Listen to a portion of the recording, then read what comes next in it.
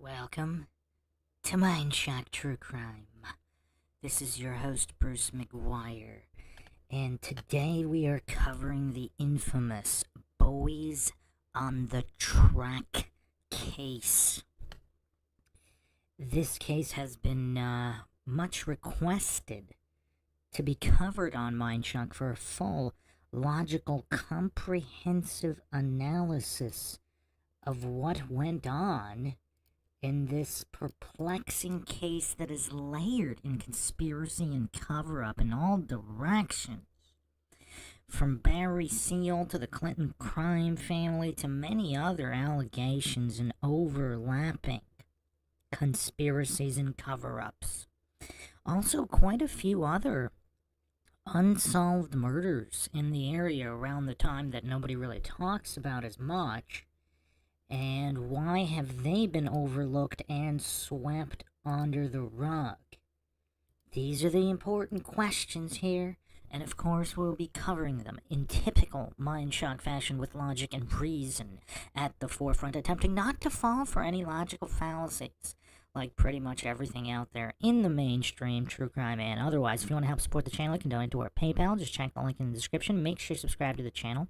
Hit the bell for notifications. If they're still not coming through, make sure to like and comment on more videos. That's how the YouTube algorithm works, based on engagement. You can also check us out on Twitter, Facebook, Reddit, and Patreon. Patrons do get priority for case topic, logical analysis, co-podcast, or requests. You could also be a guest in the podcast depending on your tier. Questions, comments, theories, thoughts, suggestions, rebuttals, debunkings of any kind. Leave them in the comment section, unless, of course, you are live with us right now, in which case feel free to drop any comments or questions in the live chat. You can also support us by becoming a YouTube member right here on YouTube. Okay, so full disclosure, this will be a blind analysis by yours truly, Bruce McGuire. Now, I've heard of quite a few cases. I've heard this case name dropped, but I have actually not really seen any media coverage of it. Make of that what you will. It is definitely not one of these super popular cases like the JonBenet Ramsey case. I mean, the O.J. Simpson case, whatever, but should it be? Should it be? And is there a reason why it isn't? Is there a very, very good reason why this is not one of the most popular cases when perhaps it should be, based on how much is overlapped here?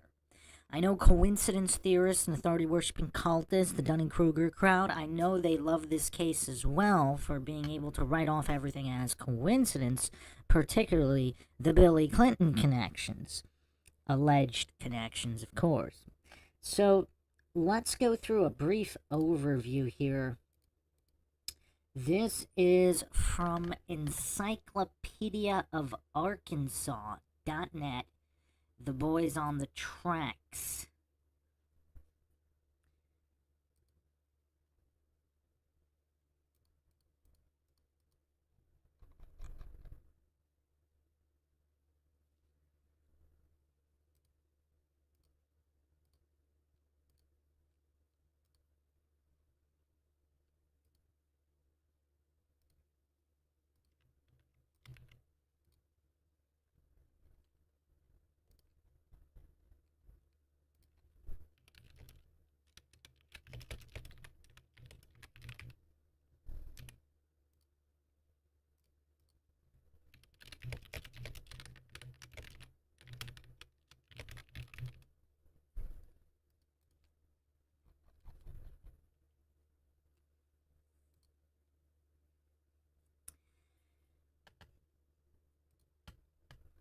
Mara Leverett's 1999 book, Boys on the Tracks: Death, Denial, and a Mother's Crusade to Bring Her Son's Killers to Justice, is one of the most important examples of investigative journalism in modern Arkansas history.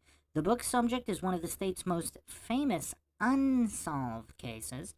At the heart of the case are events surrounding the deaths of two young men, best friends Larry Kevin Ives and Donald George Don Henry, both of Bryant, Saline County.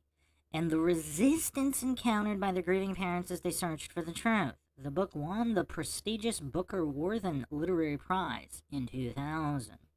August 23rd, 87, around 4 a.m., the bodies of two young men were spotted by the crew of a Union Pacific locomotive near Crooked Creek, Trestle, in Alexander, Pulaski, and Saline counties.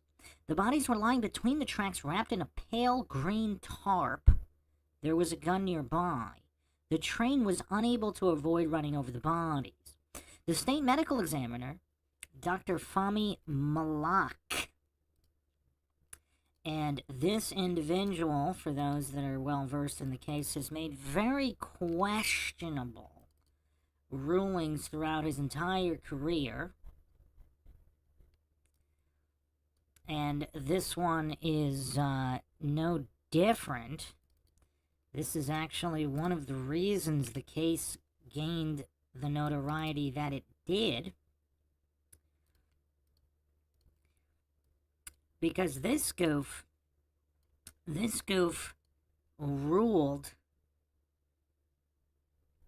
originally ruled that the deaths of Kevin Ives, age 17, and Don Henry, 16, quote, two accidental deaths due to THC intoxication, end quote.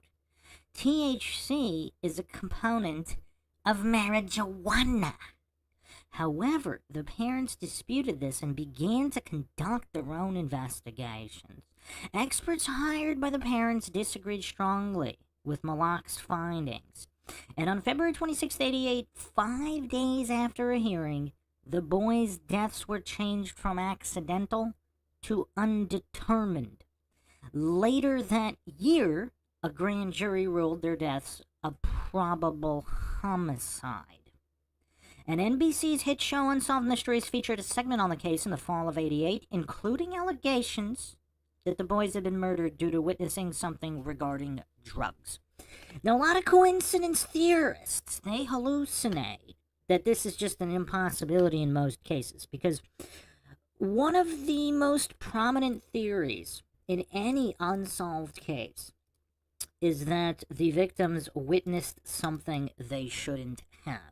Now, obviously, nobody's saying to believe that, but to discount that as a theory is quite silly with all of these known cases. I'm not saying this is one of them, but all of the known cases where people stumbled upon seeing something they shouldn't have seen, so to speak.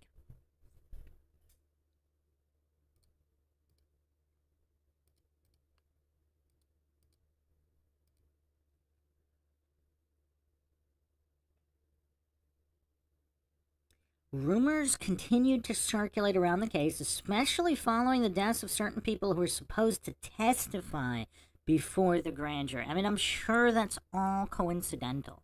I mean, Arkansas is just one of these highly populated states. I mean, it's like a New York or a California or a Florida where people are always dying, so it's just not suspicious that all these people died before being able to testify, the coincidence theorists, I suppose, would say.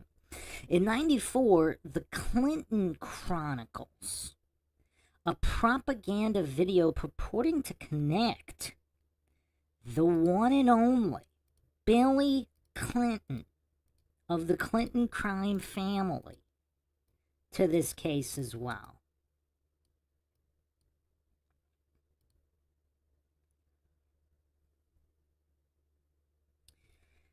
The deaths of Ives and Henry were among those to which Bill Clinton was supposedly connected. The Clinton Chronicles advanced the conspiracy theory that while governor of Arkansas, Clinton had a connection to a scandal involving large shipments of cocaine, guns, and money from Central America passing through Arkansas at the Mina Intermountain Municipal Airport.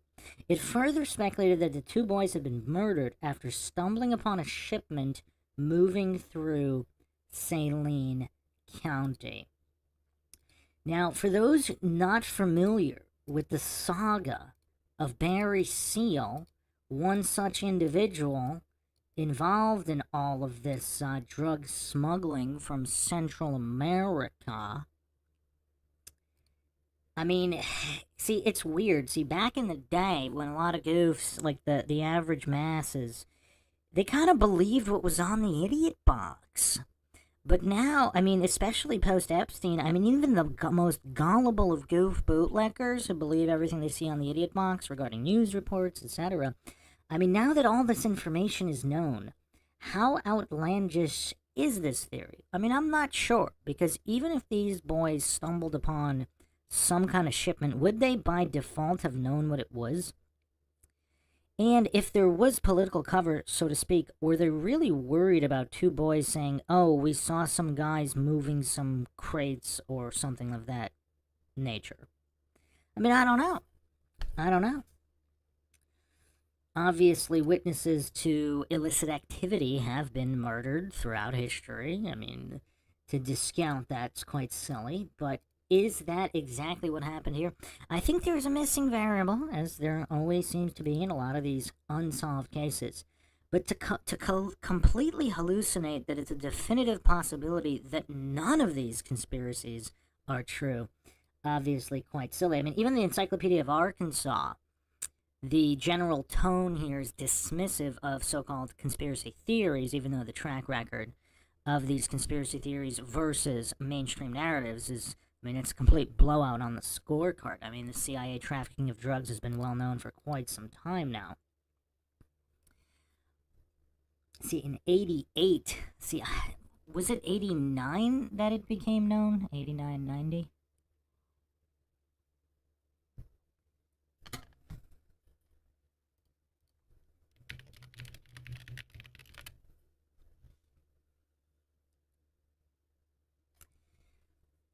So what level of known? So I don't know if it was published in newspapers, but there were articles dating back to 1985 regarding. So, yeah, I mean, it's not like it was completely unheard of at the time, but would the average bootlicker know about it back then?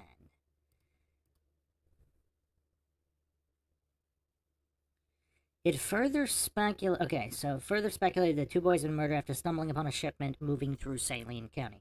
Lawyer Dan Harmon. Now here, I mean, this case just has so many layers. I mean, I guess that's why one of the reasons it's unsolved of at the moment, officially unsolved.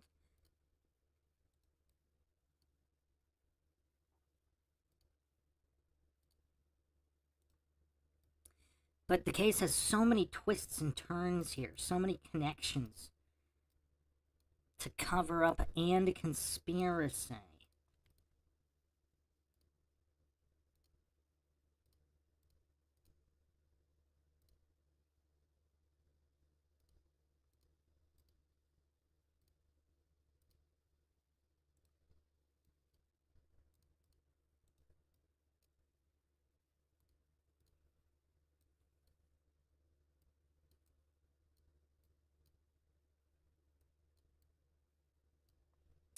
So Dan Harmon here, lawyer Dan Harmon, who had represented Ives and Henry's parents, was convicted of racketeering, conspiracy, extortion, and drug possession with intent to distribute in 1997.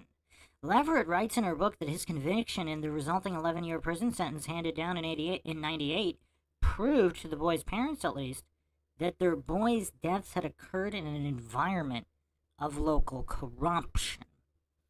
Despite the exhaustive amount of info that Leverett provides in her book, she offers no conclusions regarding the case. She instead presents the story mostly through the eyes of Linda Ives, detailing the resistance she has met in her struggle.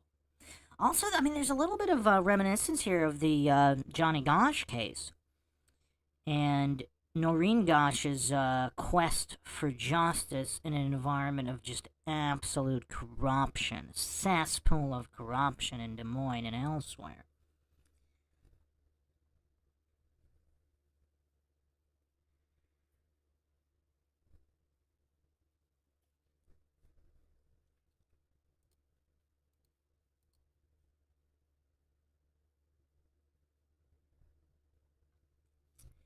In the chat here, we have Jess Palmer, Flat Bob, Ross Dog's Broken Spirit says Reddit won't dare dive deep into this case since it involves their golden boy, Clinton. Well, there is some discussion on Reddit regarding this case. I will be going through it. Something else is here says, howdy Mindshockers. I remember this case from Mina, Arkansas. Are you from Arkansas? Ross Dog's Broken Spirit says, if you're a Clinton supporter, don't even in the chat. Well, we welcome the Dunning-Kruger crowd here. I mean, is there anybody who's a Clinton supporter who isn't suffering from the Dunning-Kruger effect? Does the Clinton crime family actually have supporters in 2024? Do they? That'd be a little bit surprising. I don't know. Alright, let's go through the wiki here. 4 a.m., August 23rd, 87, the bodies of 16-year-old Don Henry, 17-year-old Kevin Ives were hit by a freight train in the town of Alexander, Arkansas. They were lying on the tracks. The locomotive engineer engaged the brakes while blowing the horn, but the train could not stop in time and rolled over the bodies. A second autopsy revealed that Don Henry had been stabbed in the back, and Kevin Ives' skull may have been crushed prior to being run over. I mean, So, okay, if they stumbled over a drug shipment, what are the logistics? Were people moving crates or something of that nature? And there were possibly guards that came up behind them? The deaths were initially ruled an accident, the result of the boys in deep sleep on the tracks while incapacitated due to high amounts of THC allegedly present in their blood. The parents of the boys insisted on a second autopsy, and after exhumation it was ruled that homicide was likely. Later, another pathologist ruled that Don Henry's shirt showed evidence of a stab wound. And, just the goofery present by coincidence theorists in hallucinating that medical examiners can't be corrupt or incompetent. I mean, how many first autopsies were proven, just in many cases, even without corruption, just based on sheer incompetence? Because obviously the cult of authority worship dictates that if somebody's wearing a lab coat or if there's some kind of professional with some kind of a degree from some kind of prestigious indoctrination facility, that must mean they can't make mistakes or take payoffs. I mean, that's the mind of a coincidence theorist.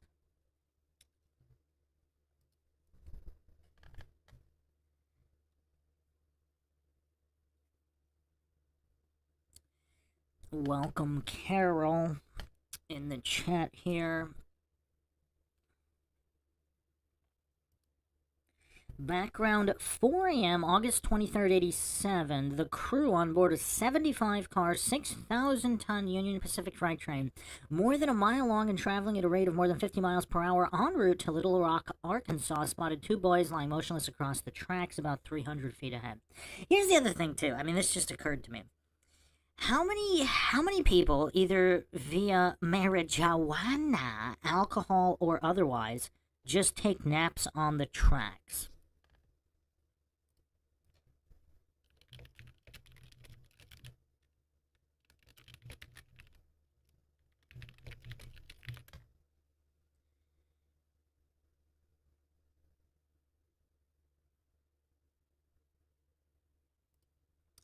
It's actually quite a bit. Now, So apparently they're, I'm trying to find stats specifically on non-passengers. So it looks like there's at least a few hundred a year. Railroad deaths totaled 954 in 2022. So it looks like 10 were employees. I don't know if on-duty employees. 29 were non-trespassers, but not passengers. So I'm assuming that's maybe people in cars at malfunctioned intersections. It doesn't say here. This is the Federal Railroad Administration report. It also does not include intentional incidents such as suicide. So, okay, so we don't have those numbers. So, non-suicide trespassers. So these are people just hanging out on train tracks. And how did they determine they were non-suicidal? So 651 non-trespasser, or 651 trespasser deaths, 29 non-trespassers, 10 employees, and 7 passengers. So this would include passengers falling off the train or even assaults by other passengers. So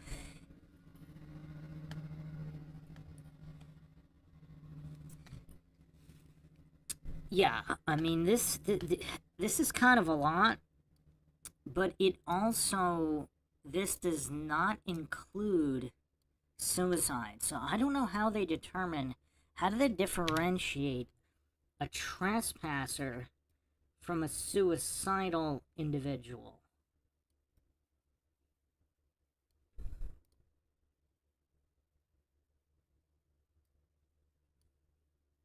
So 651 trespasser deaths.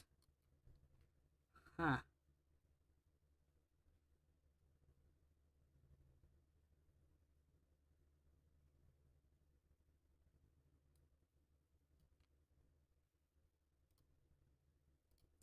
I'll put up the stats right here on the screen so everybody can see the breakdown here. Huh.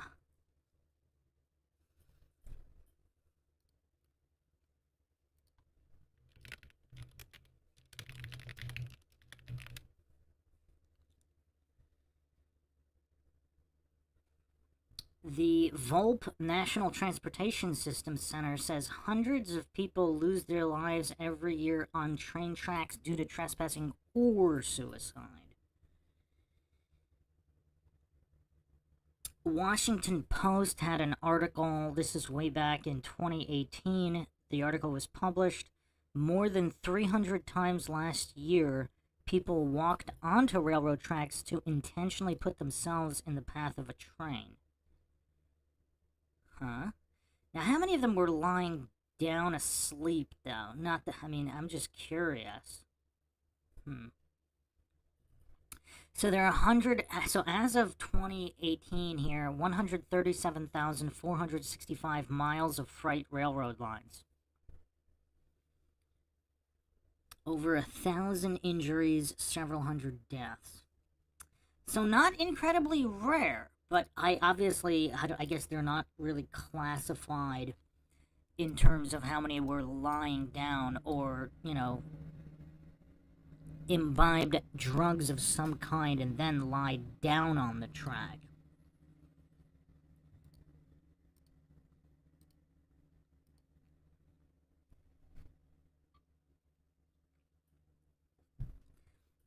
Yeah, Miranda in the chat says I wouldn't have thought that many. Yeah, it's a little bit higher than I thought as well. I wonder if I could find the 1980s statistics.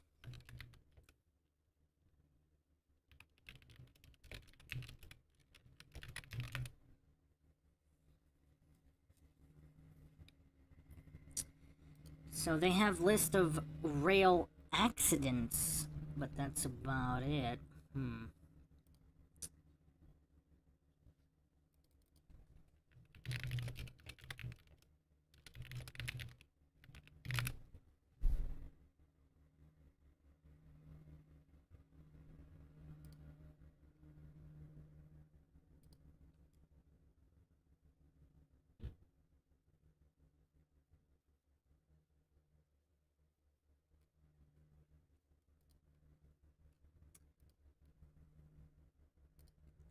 So, okay, I found some stats from the Netherlands.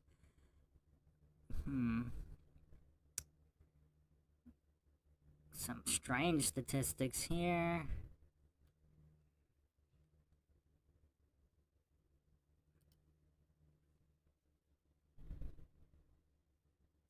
Seems like other countries have much more stats on this.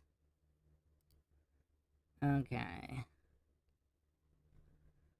Wow, yeah, there's quite a bit of stats from other countries.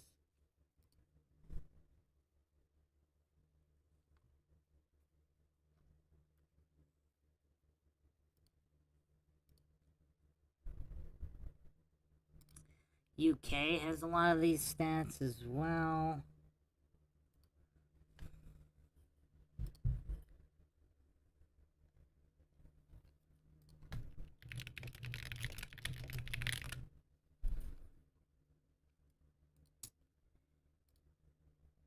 Yeah, I'm actually like some of these Netherlands stats and Japanese stats. There's a lot of stats I do not see a lot. The United States here.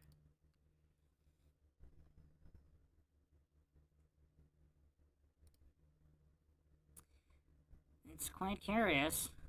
Suicide versus non-suicide.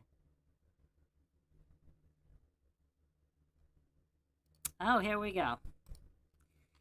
Fox News had some interesting stats here by train strikes.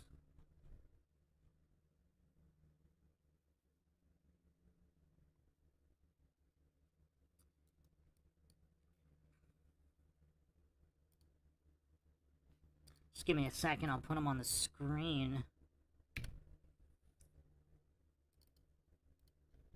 This is from the Department of Transportation, Federal Railroad Administration. They even have them broken down by state, but not... Arkansas is not on here.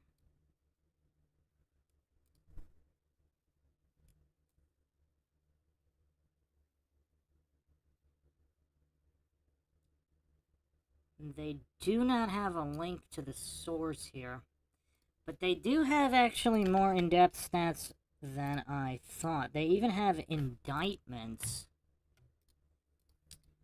So, here are the fatal strikes by state here, separated between suicide and non-suicide.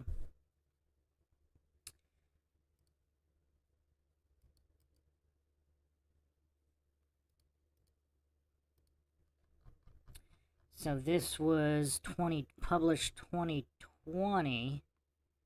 And this actually had to be requested by a Freedom of Information Act. Interesting. So between 2012 and 2017, 3,687 lives were lost. 1,332 were officially deemed to be suicides. 2,355 were non-suicides. California, New York, Florida, and Texas consistently had the highest number of trespasser strikes. So they said I guess these are not public stats. They had to be requested by a Freedom of Information Act that Fox News did. And they even have it broken down by age. Or what is this? Percent of indictments? Is this...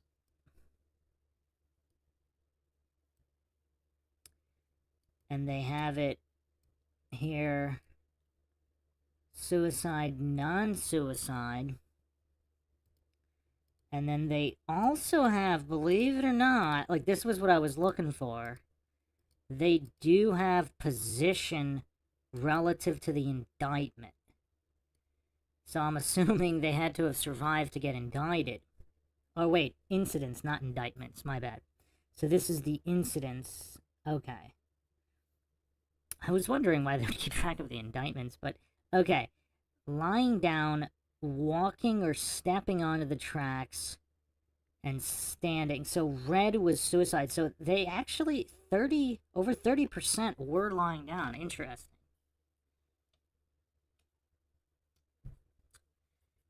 This is actually interesting. And so the least would be the sitting position for both non-suicide. So, wait a second.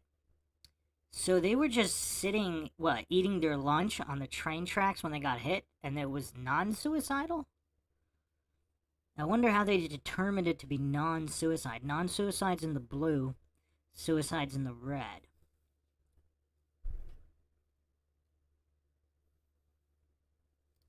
Unfortunately, they do not have the Arkansas statistics here.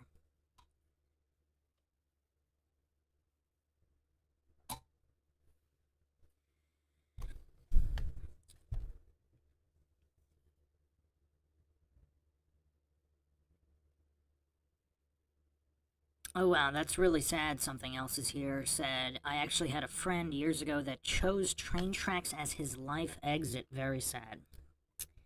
Yeah, I wouldn't have thought it was that popular. I mean, obviously jumping off a bridge, quite popular. Carol says, I've always believed that the boys on the tracks and the Delphi case had similarities. I believe the Illuminati ritual to be thrown from the Freedom Train or be deleted is symbolism in both. Yeah, we didn't get to that angle yet. That is an interesting angle. A specific Illuminati ritual here.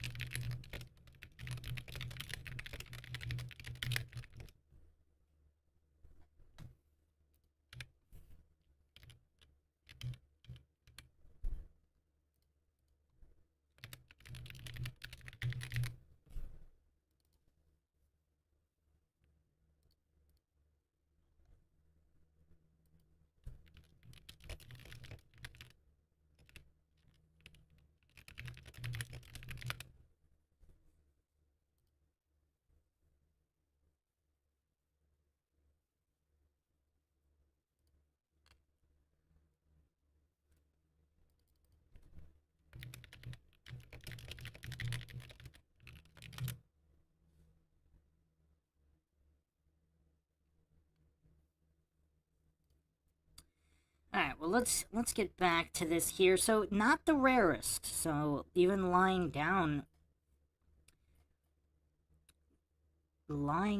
quite high percentage. It does make sense that walking or stepping would be the highest non-suicide, but because if it was accidental, but non-suicidal, just sitting on the tracks and being struck. Actually, I don't know. Maybe if the person was deaf and facing the opposite direction, if they could determine that. Pardon the black helicopters in the background. They might not like this podcast. Okay.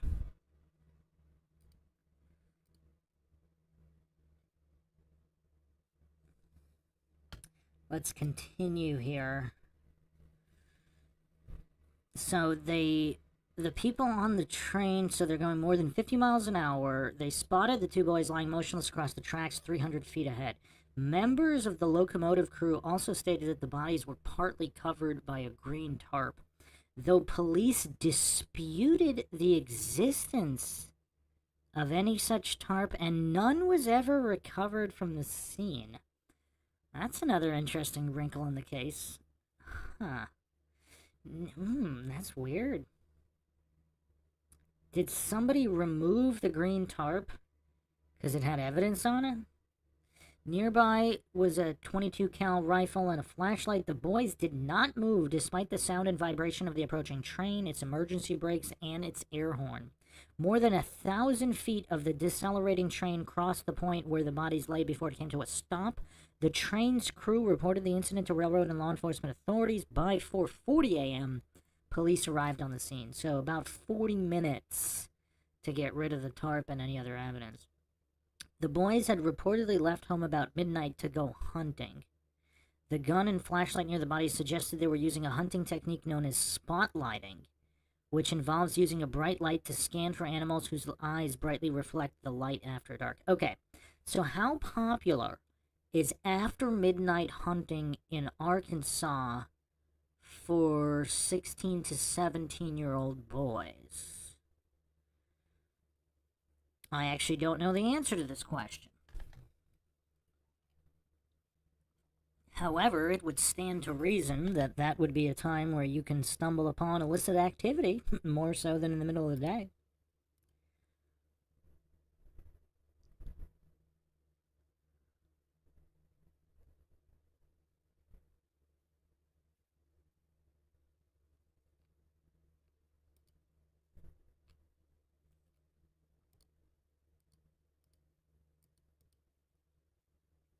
Autopsies. The state medical examiner, Fahmy Malak, ruled the deaths as a result of marijuana intoxication, saying the boys had smoked the equivalent of 20 cigarettes and fell asleep on the tracks. The parents did not accept this finding and conducted their own investigation. March 1988, James Garriott of San Antonio offered a second opinion and was skeptical about the findings of marijuana. Isn't it weird how in a lot of these cases with corruption, the guy that's out of state that has no local connections has a completely different finding? Isn't that weird? A second autopsy by Georgia medical examiner Joseph Burton found the equivalent of 1 or 2 marijuana cigarettes, not 20. A grand jury ruled the deaths as probable homicide. When it was found that Don Henry's shirt contained evidence of a stab wound to the back and Kevin Ives' skull may have been crushed by his own rifle, the ruling was changed to definite homicide. Don Henry's father also noted that he did not believe his son would have risked his gun getting scratched by laying it on the gravel. Yeah, those details are quite important as well.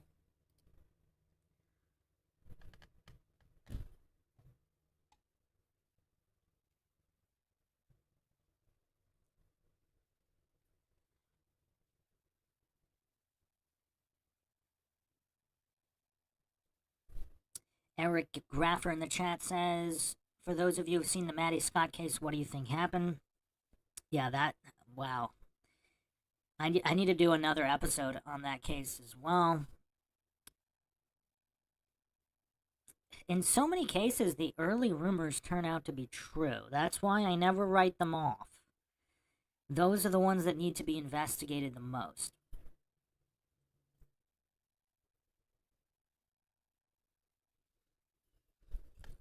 Yeah, all series are ongoing.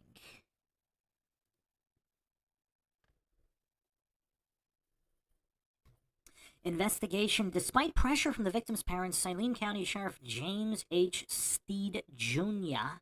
refused to investigate the case. That's kind of interesting. What does it say when the county sheriffs refuse to even investigate? I mean, even the most devout coincidence theorist and authority worshipping cultist bootlicker, what do they say when the sheriff refuses to investigate? Do they raise an eyebrow then? In February '88, Dan Harmon, the parents' attorney and Saline County prosecutor, finally reached an agreement with Steed that he would begin an investigation if the parents stopped criticizing him. What kind of 4-year-old nonsense is this? Don't talk bad about me and maybe I'll investigate. I mean, that's the kind of sheriff that needs to be dismissed immediately. However, the subsequent investigation was apparently sabotaged, and several witnesses who were to testify before a grand jury were found dead. Sheriff Steed is also said to have lied about where he sent the dead boys' clothes for examination.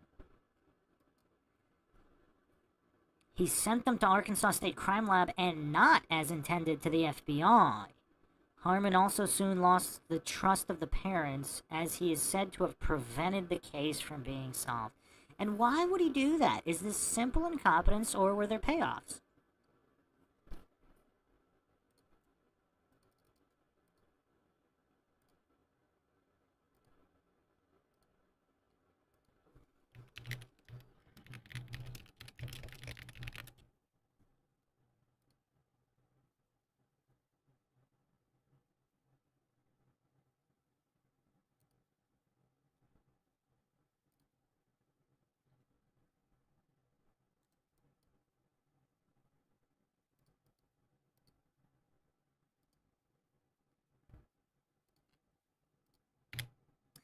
I mean, the cast of characters here in this case does not breed any kind of confidence that there isn't corruption.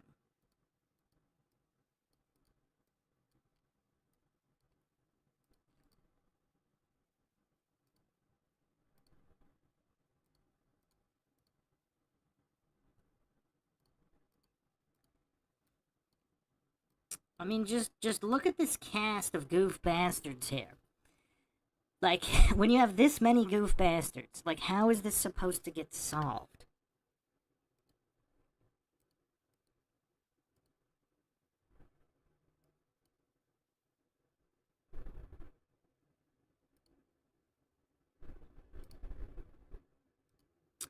Thanks, Eric, in the chat.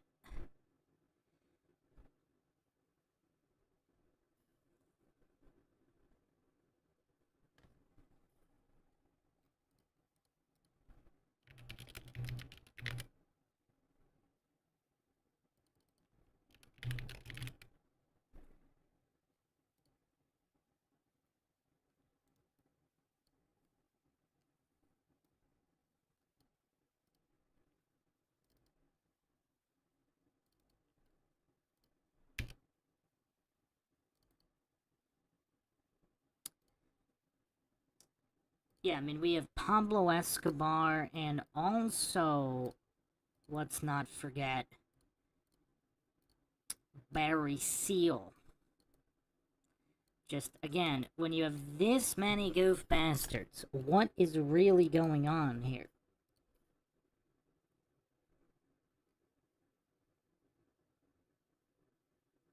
Eric says, your vids on it have been the best I've seen on YouTube. Thank you.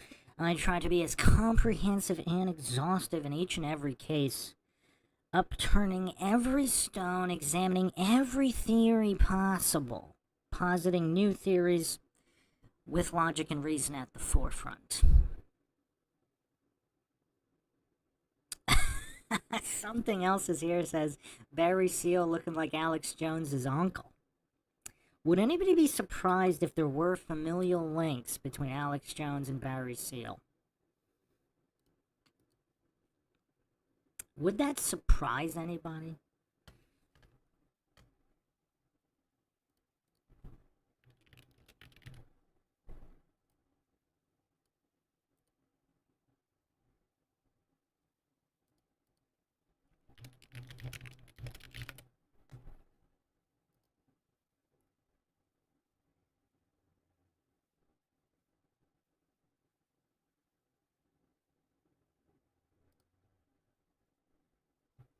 It's actually kind of interesting. The University of Buffalo, right at ontology.buffalo.edu, even has a write-up on Arkansas connections and Clinton, on Billy Clinton.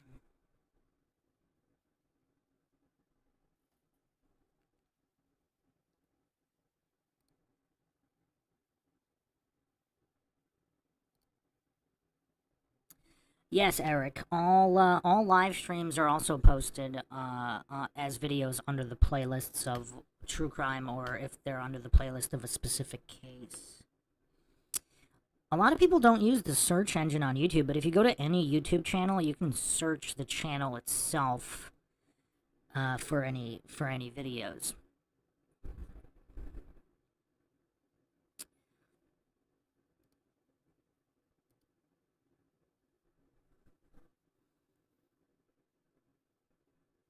The FBI took over this case in 1994, but came to no conclusion, and the investigation was dropped in 1995, allegedly due to political pressure. So what does everybody think about that? So the FBI, supposedly the most competent, well-funded government agency that investigates crime, came to no conclusion, supposedly due to political pressure. What does everybody make of that? That's a tough one. So the FBI takes over the case. I mean, does anybody find this strange? And also how long it took for them to take over the case. I mean, the sheriff's refusing to investigate and crying about being criticized by the parents of dead teenagers. FBI takes over in 94, no conclusion, dropping the investigation in 1995. How can anybody reconcile this? So they were too incompetent to come to any conclusion at all?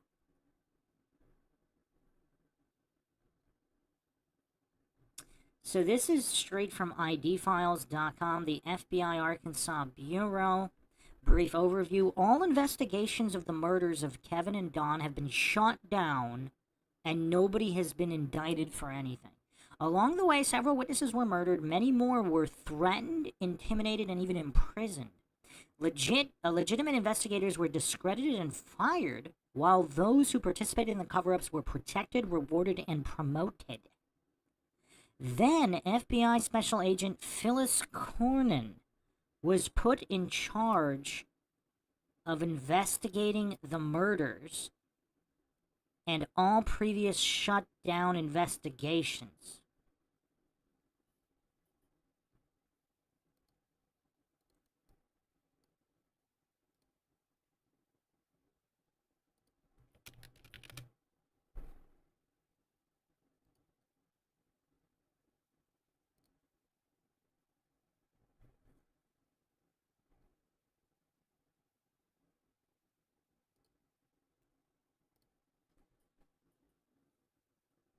Linda and I worked with Cornyn for a year, and although she was careful to stay within guidelines of working with civilians, we had reason to believe that she had made the case we had been waiting for. Somebody really messed up by letting Cornyn do her job.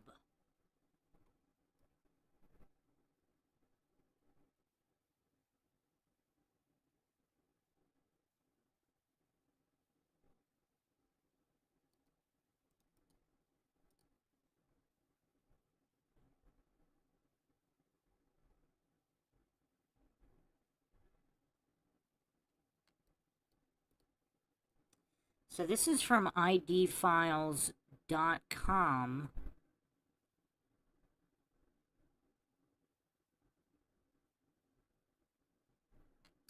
So this is a team of investigators here making these statements.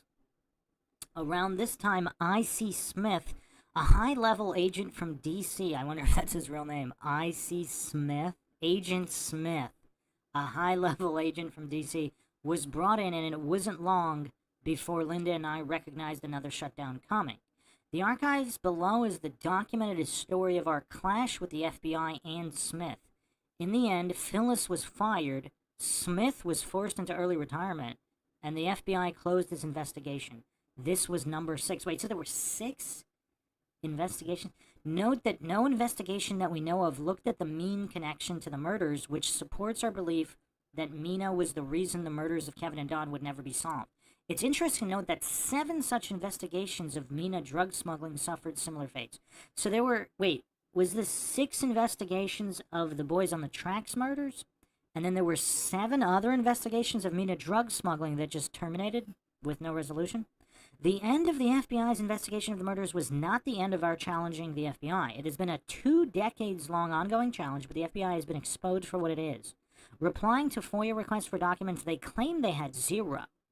But after an inquiry from Senator Vic Snyder, they admitted to having 17,000. To date, we have received about 2,000 heavily redacted pages, but they tell us more than the FBI intended. See the collage our researcher made from a few of the documents from those from 2000. And I will put the collage up on the screen right now. This is all from idfiles.com. And there are some interesting unredacted pieces here. There are indeed. So coincidence theorists, brace yourselves. I mean, are there people out there that think they just smoked, these 2 kids just smoked a bunch of marijuana and were run over and there's nothing to see here? Almost every case involving conspiracy has at least some of those types of goofs.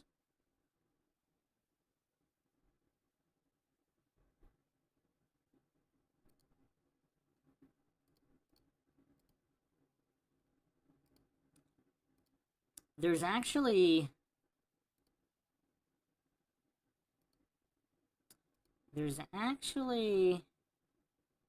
a whole petition to release further documents.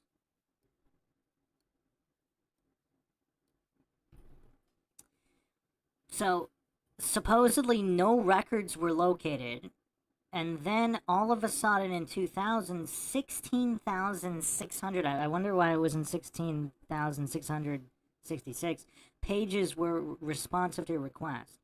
This cover-up supposedly involves political officials, cover-up of the murder, attempted cover-up of an investigation, cover-up, and the investigation exists. Saline County officials may have conspired to cover up the investigation into the deaths of Don Henry and Kevin Ives. So this is all from official documentation. What do all the coincidence theorists make of this?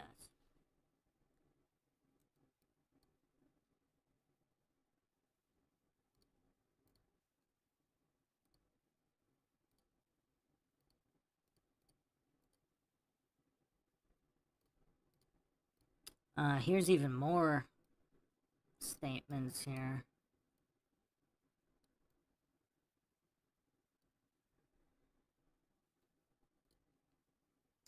From the documents. After this murder was aired on Unsolved Mysteries, Harmon put Richard Garrett in charge of all leads. Individuals would call in with info, and a formal statement was never taken. The individual would then be threatened by telephone to keep his or her mouth shut. Does this sound like a legit investigation to anybody? I mean, what is going on here?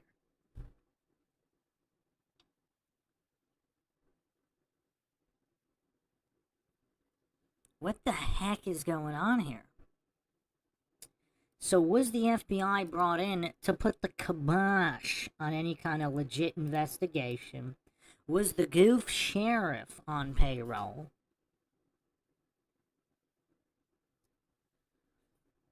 I mean, this is so curious here. The investigation by Little Rock FBI has revealed possible law enforcement involvement in the deaths.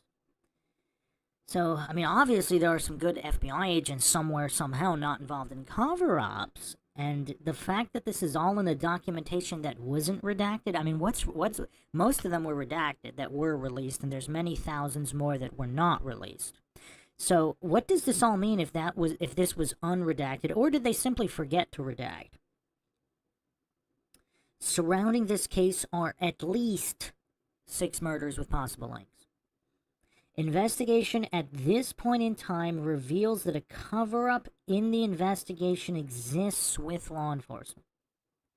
Cover-up of an investigation of the Ives Henry homicide in Saline County, Arkansas during redacted and drug dealing by public officials in this county.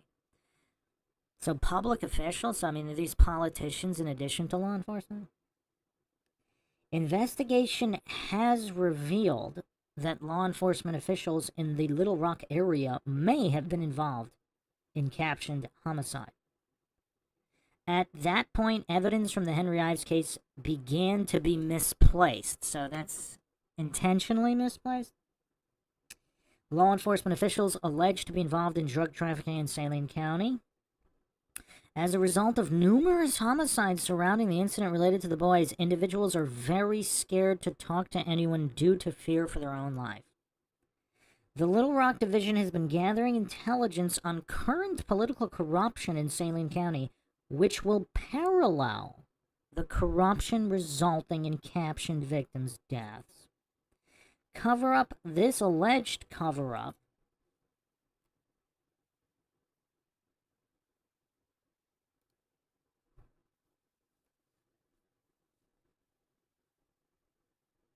supposedly involves law enforcement and political officials.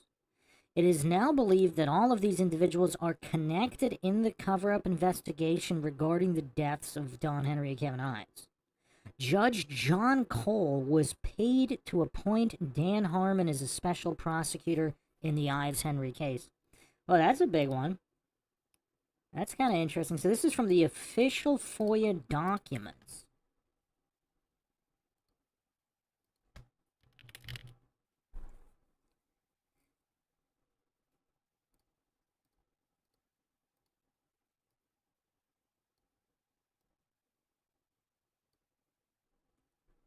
What does everybody make of this? Judge John Cole was paid to appoint Harmon as special prosecutor. Paid to appoint. There are numerous references in these pages regarding a drug war going on in Saline County, as well as the law enforcement involvement in drug trafficking. In light of a possible law enforcement cover-up, it is requested that the FBI remake a tape on Unsolved Mysteries to replace the current tape running. Whoa! Whoa! It is request. So in the official documents, we have official requests to remake Unsolved Mysteries tape. So they want to swap. They want to bait and switch because there was too much revealed in the original episode. What?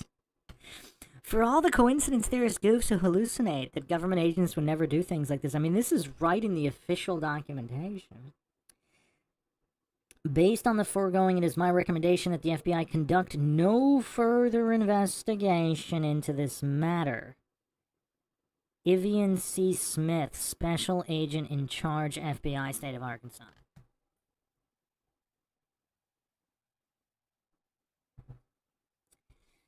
Wow.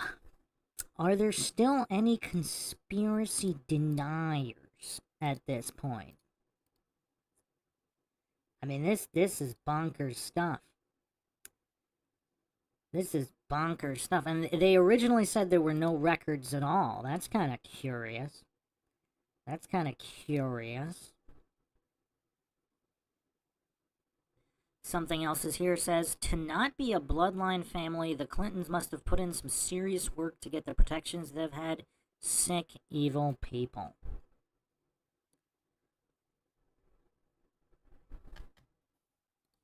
Let me do a poll here. What does everybody in the chat think if there was corruption involved in this case?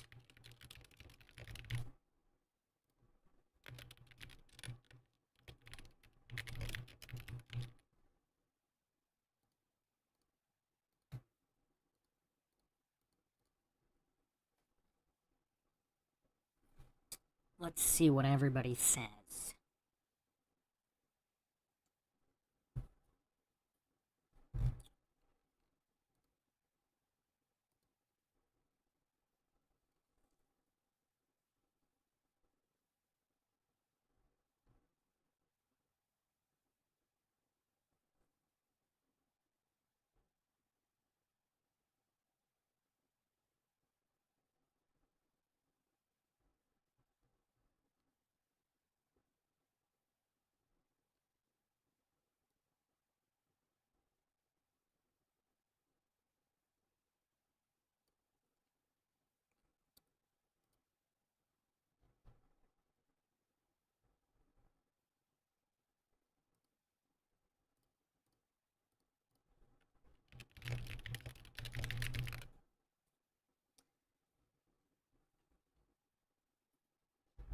So, unfortunately, Linda Ives, the mother of Kevin Ives, died age 71 in 2021, who fought for answer for decades.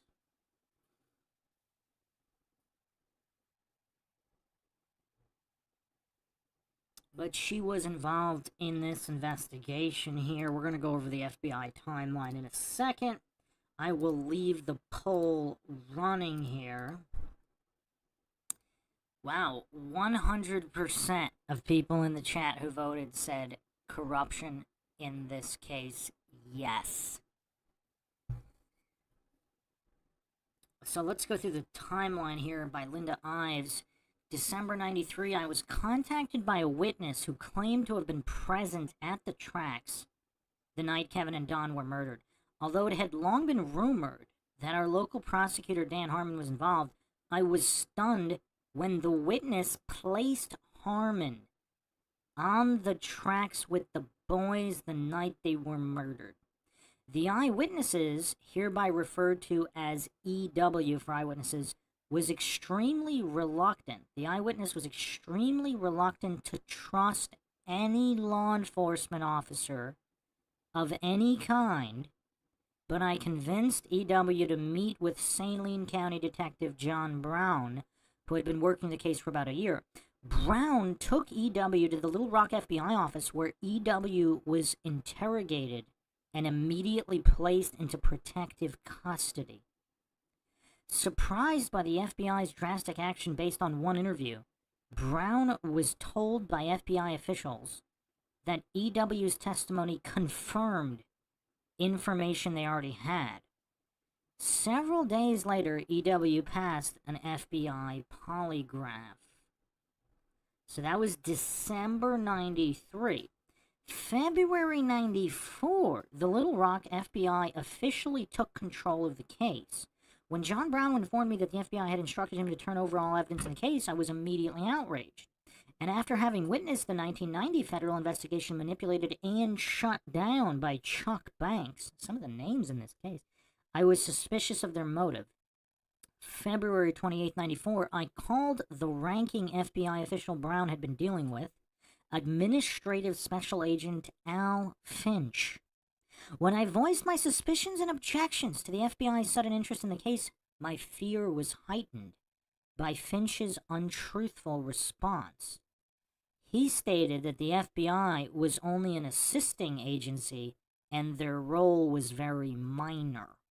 According to Finch, the FBI was simply conducting some forensic tests for Saline County Sheriff's Office. I called his hand and told him I knew that they had ordered Brown to turn over all evidence in the case. Finch then told me if I would, quote, sit back and let the FBI do their job, the case will be solved by the end of the year, end quote. My detailed notes made of that conversation state that this was not a pleasant conversation. March 1st, 94, Al Finch called me back and told me he thought I had misunderstood what he had told me the day before. I told him that I hadn't misunderstood anything and that I hoped he had not misunderstood me. I might have to sit back and watch another investigation of my son's murder be shut down, but I would not sit quietly this time. He again told me that the case would be solved by the end of the year. That's kind of messed up.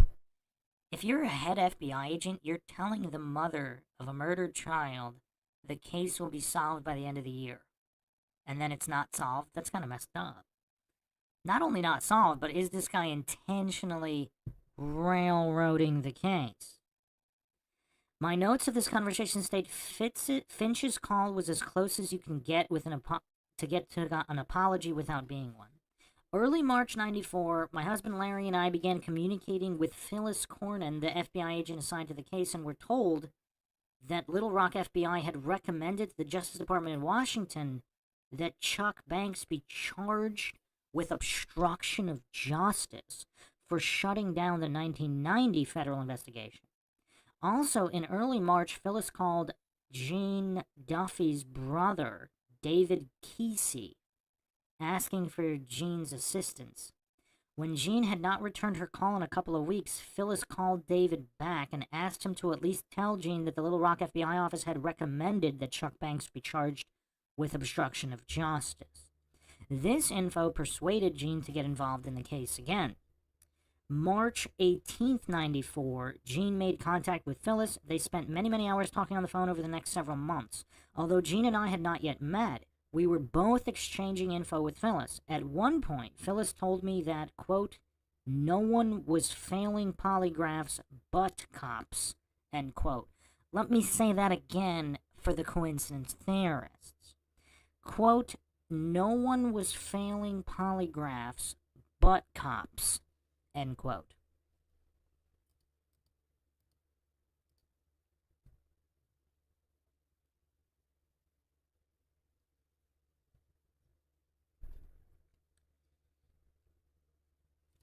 That's dark. Summer 94. By this time, Gene and I had both developed a great deal of confidence and respect for Phyllis.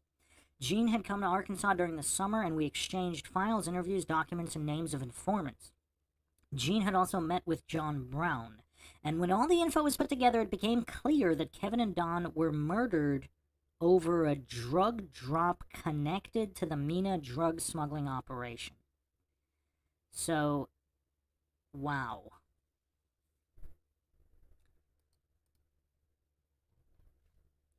So this is the mother of Kevin Ives stating in no uncertain terms here, it became clear that Kevin and Don were murdered over a drug drop connected to the Mina drug smuggling op. It wasn't until then we understood why federal and state officials participated in the cover-up of Kevin and Don's murder. Jean had been discredited, her task force dismantled, and the 1990 federal grand jury investigation shut down, all to prevent exposure of the Mina drug smuggling op. To prevent the same thing from happening to Phyllis's investigation, Jean urged her to keep the scope of her investigation local, which was very frustrating, but it also seemed to be working. We were assured by Phyllis repeatedly that it was obvious from the info we were receiving from her the case was progressing very well. 1995. Despite Al Finch's promise that the case would be solved by the end of the year, 94 came and went with no arrests in the case. By mid-95, the familiar signs of another shutdown were developing. Now, I wonder if this Finch goof ever talked to her again after that. Oh, he did. I'm going to get to the timeline here. But so this guy tells this grieving mother the case will be solved by the end of the year, several years after the murders, and then it's not solved. Like, why would you even say that? Well, I mean, whether involved in the conspiracy or not, why would you say the case is going to be solved by the end of the year? Unless he's a good guy and he was damn confident and he didn't realize the scope of the corruption. But how could he not realize? I mean, he's this high-ranking FBI agent.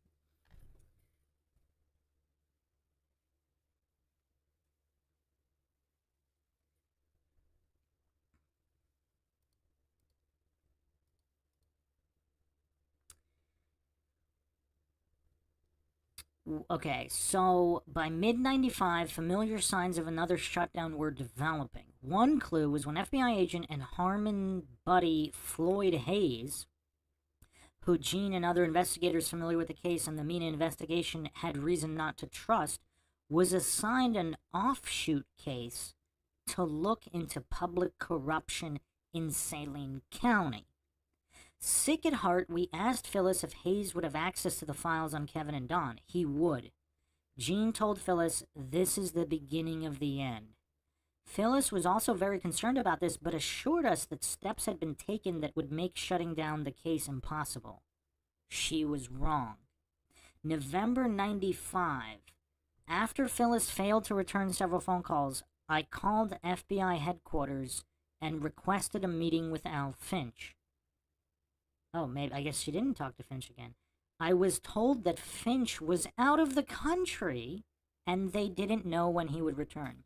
So wait a second. So this FBI, high-ranking FBI guy, so is he out of the country for vacation or work? Because the FBI is the local federal agency, not international. That would be the CIA. Interesting. I was told that the number 2 man in the Arkansas FBI, Bill Temple, was who I needed to see. A meeting with Temple was scheduled. And you got to really appreciate just the dedication these parents have to trying to solve their kids' murders, because all these corrupt scum in the government aren't doing anything. So these parents just have to have just the amount of fortitude, like Noreen Gosh and all these parents, just the amount of fortitude they have to keep dealing with these stonewalling scum preventing justice for their children. I mean, it's just crazy to think about. November 29th, 95, Larry and I met with Temple and Phyllis. Temple stated he thought he knew why we were there, but why didn't we start by telling him? I began by reading him my notes of my two conversations with Al Finch in 1994 and asked for an explanation as to why the case was dragging on. We were suddenly joined by John Kelly, an attorney for the FBI. I continued and asked Temple about the 3 eyewitnesses I knew of who placed Dan Harmon on the tracks the night of the murders. He claimed they had no credibility. Wow. So these eyewitnesses who passed Polly's, at least one of which was placed into witness protection, had no credibility. Wow. I mean, this is so crazy. This is so crazy. So witnesses who the FBI place in protection have no credibility according to the FBI. Oh, man. I asked him about certain physical evidence that I knew about. He dismissed them as unimportant. Was it, how would he know if it's important or not if the case isn't solved? I asked him about DNA results from blood and semen found on the boy's clothing. He claimed they were unable to extract DNA for testing. Temple then told us that, quote, FBI has no evidence of anything, including evidence that a crime has been committed. And it is time for you to consider the fact that a crime has not been committed, end quote. So Temple's basically saying that the FBI is just that incompetent?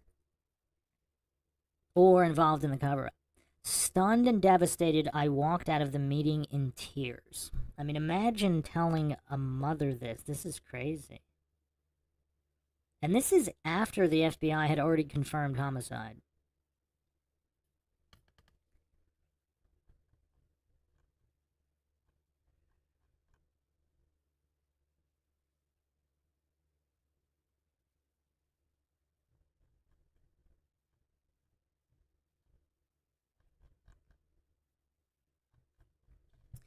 One week later, Gene and I then began making good on my promise to Finch in '94 that while I might have to watch another federal investigation be shut down, I would not do it quietly this time.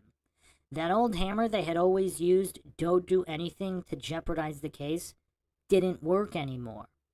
Gene and I started talking to anyone and everybody who would listen, no holds barred. December 10th, 95, the Pittsburgh Tribune-Review printed an article about the shutdown of the case in which I quoted Temple's statement that a crime had not been committed. A few days later, Gene taped a telephone conversation with Phyllis. Phyllis stated she was disappointed that the meeting had been reported to the media. Gene asked if there was anything in the article that was inaccurate, and Phyllis said that there wasn't. In fact, referring to my quote in the Tribune explaining Temple's statement that a crime had not been committed, Phyllis verified that that's what Temple said. Phyllis stated that I had quoted the assistant special agent in charge verbatim. That's kind of weird. Wait, so Phyllis said she was disappointed that the meeting was reported to the media, but she never disputed the veracity of the report. This is all kind of weird. 95 ended on the lowest note ever for me. January 20th, 96, I got back on track and fired off an angry letter to Bill Temple. You know what's kind of weird, too, because Finch is saying this homicide case is going to be solved by the end of 94, and then in 95, this Bill Temple goof is saying that the crime hasn't even been committed in the first place. I mean, just think about the goofery involved here. Just think about the goofery. Because you have one high-ranking FBI agent saying the case will be solved by the end of the year. I mean, he must. So that's a lot of information. So the FBI already confirmed that these are homicides. So they have so much evidence that Finch is saying by the end of the year, they don't even need a full year to round this out.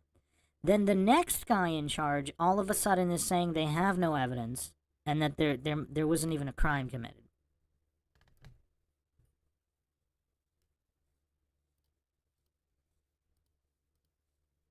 I mean, is the FBI just simply a perfect mix of incompetency and corruption? So nobody will ever nobody will ever get to anything. January 25th, 96, Gene was a guest on the Pat Lynch radio show on KARN in Little Rock.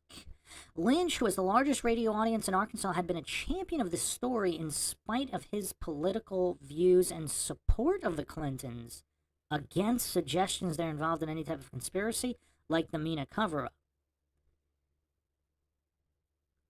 Gene read portions of my letter repeating Temple's asinine quote, publicly exposing what went on in that November 29th meeting set off a controversy, which was the beginning of the next phase of my dealings with the FBI.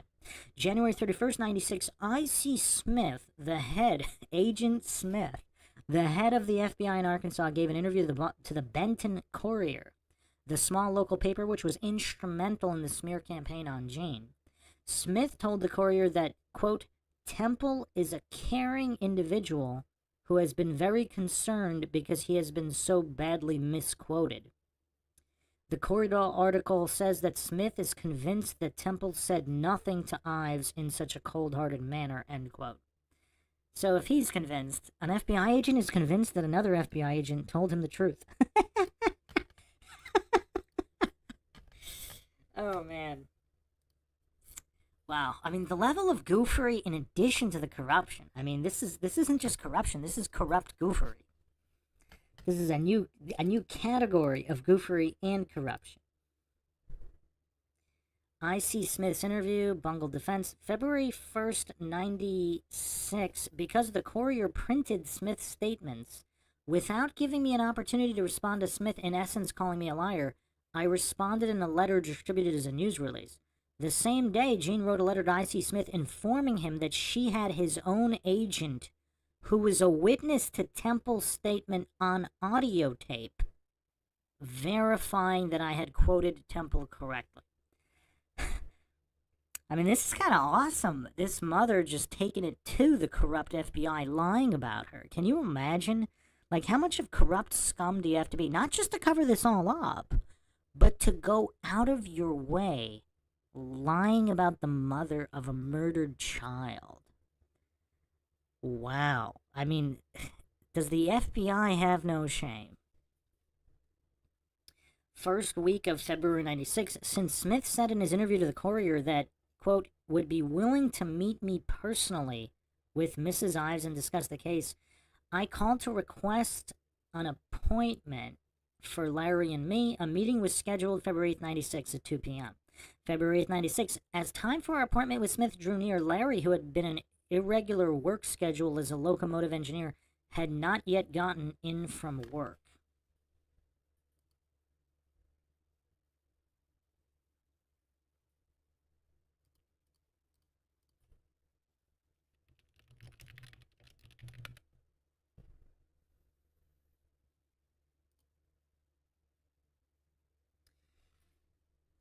This is kind of weird, though. So Larry, the father, is a locomotive engineer, and his son is killed by a locomotive.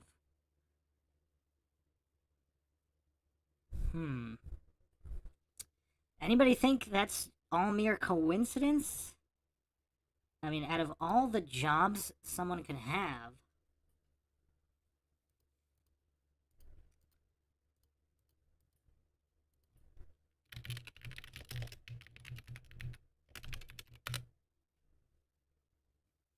so the population of Arkansas was 2.342 million in 1987.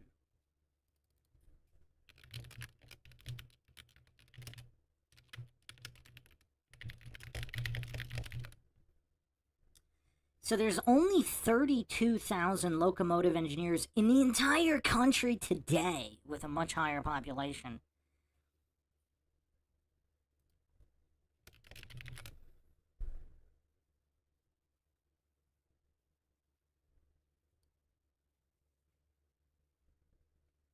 So back in the 80s, I mean, not a lot of locomotive engineers. I mean, this is interesting. I don't know. Is that coincidental? Is that coincidental?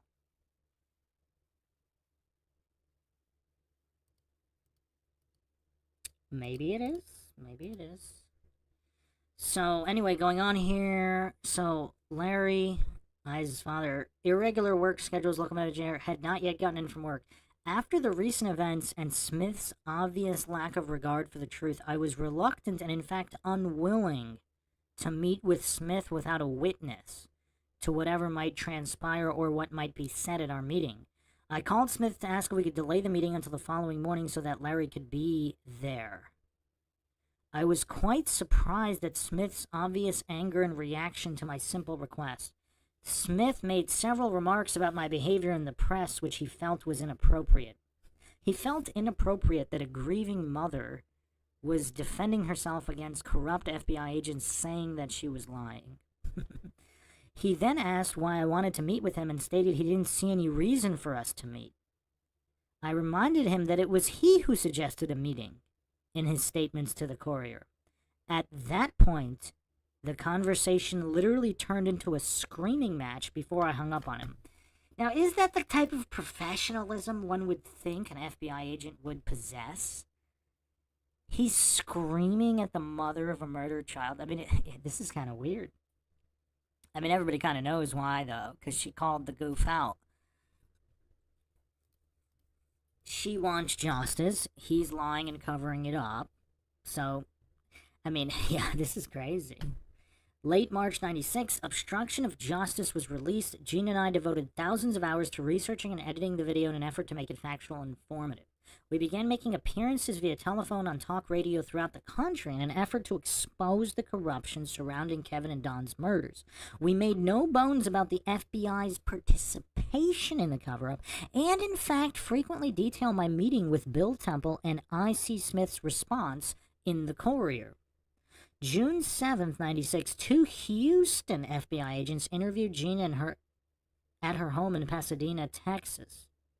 An internal investigation is being conducted on Phyllis. The reason, she did her job too well. There is ample evidence that the crime was committed, and in fact, the FBI knows who committed it. However, the investigation that uncovered the truth must be discredited, and what better way to discredit an investigation than to discredit the investigator? Gene can testify to that. So one more letter here from Gene. Two questions asked most. If the FBI confirmed the murders, how can they also hold that no crime was committed? Two, who in the FBI confirmed the murders and the relationship to Mina and when? By Gene Duffy. The answer to the first question, that's what we'd like to know, but then the contradiction isn't that big of a deal, not to the media anyway. A summary of other inconsistent statements made to the media by FBI Little Rock director I.C. Smith. Smith says he doesn't know whether or not the boys were murdered, but he says the FBI did conduct a thorough investigation of the murders, though he says he doesn't think they have jurisdiction to investigate the murders, yet he says their investigation of the murders is still open. This is kind of weird. I mean, is he just playing this level of stupid? So he doesn't even understand jurisdiction on a case he's the head of? What? And actively investigating? On an open case? So which is it, Smith? Murders or no murders, jurisdiction or no jurisdiction, case open or case closed? What is even more disgusting than Smith making such asinine statements is that the media allowed him to get by with it. To answer the second question, during the 18 months Linda and I worked with Agent Phyllis Cornyn, she made many comments that lead us to believe the FBI had the murders solved and knew the government had participated in a cover-up. Examples. In late fall 94, I passed info on to Cornyn from a pilot who claims to have been a CIA operative and says he flew the Saline County drop on occasion. The pilot told me the Saline County drop was part of the Mina drug smuggling operation and that after one of these drops came up missing, those responsible for protecting it hid out to ambush whoever might show up for another drop. The pilot said that Kevin and Don showed up, were beaten and killed, and were laid on the tracks to cover the signs of murder. Wow, okay, so this theory actually makes a lot more sense than them just randomly stumbling upon something.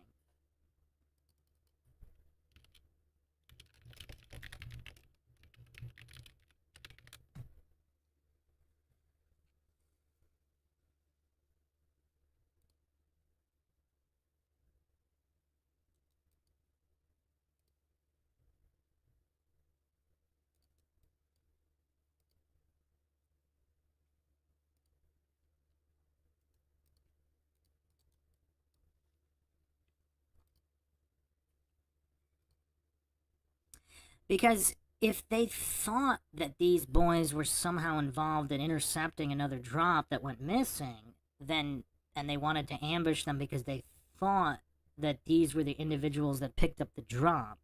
So is it possible that Harmon or some other criminals, law enforcement, whatever, they wanted a bigger piece of the pie, so they stole the drop. And obviously, uncovering all of this would expose everything, including the government complicity on the other side.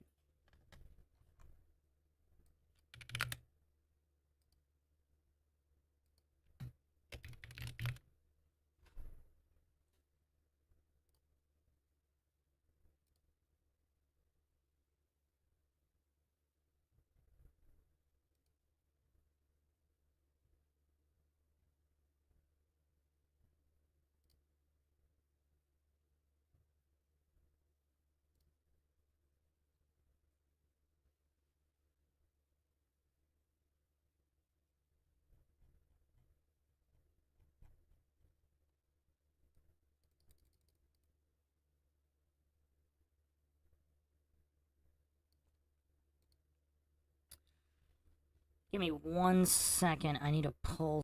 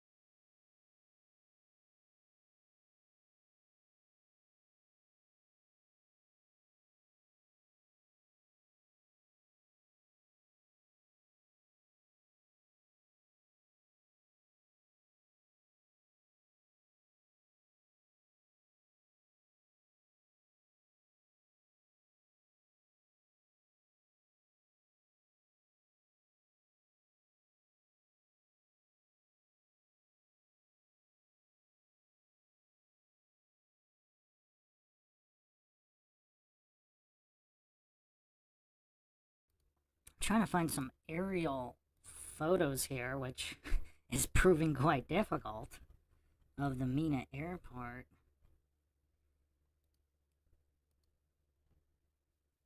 Just wanted to get a lay of the land, but apparently it's not that easy. I found something here.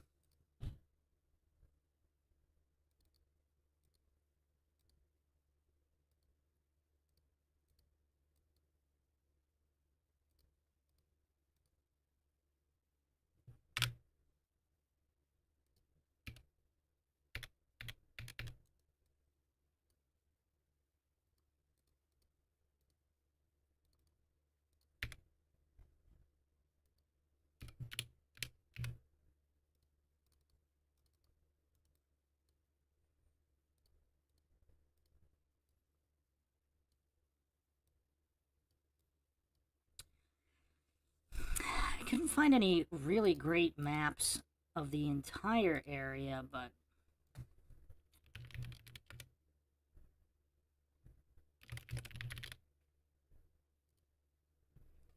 Mina Intermountain Airport. So yeah, there's a national forest nearby. There's quite a lot of forest in the area. So I suppose there's good hunting to be found. So if this was some kind of an accident, the theory that a drop was intercepted, and then all these criminals are kind of waiting to ambush the next drop. And is that what happened? They ambushed these two teenagers thinking they were looking for the drop?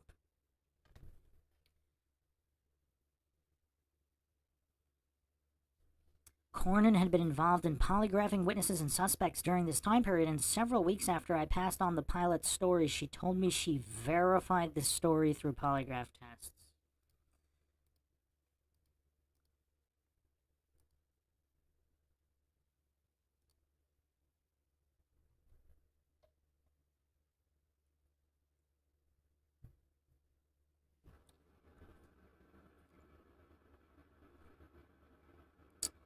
Junior Coltrane in the chat says, Trump told me to check out your channel. He said you're awesome. I wouldn't be surprised if Trump listens to MINDSHOCK. Robert Belt in the chat says, I started following this case in the early 90s. It's a cover-up from top to bottom. Look at the FOIA reports and notes. FBI, CIA, DEA, and the local law enforcement were all involved. That is not normal. The Clinton.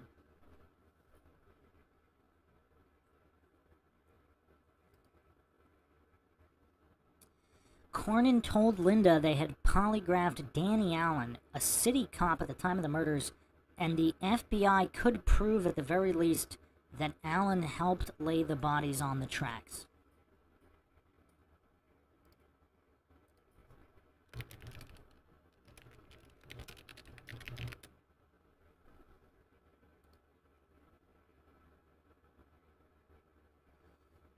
It's quite damning testimony there. The first face-to-face meeting I had with Cornyn, she slipped me a note in her handwriting that says, quote, Lib Carlisle, the state Democratic Party chairman, was supposedly responsible for calling the Capitol in Little Rock to back the state police off the train deaths case.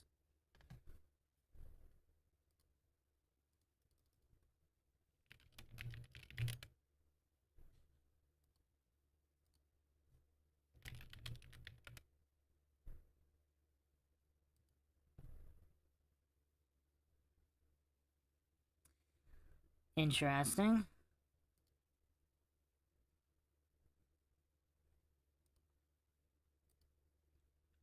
Cornyn told Linda and I on several occasions late in the investigation that Linda should file a civil suit and that we would have no problem proving government official cover-up of the murders. Cornyn said we should subpoena her and the FBI files.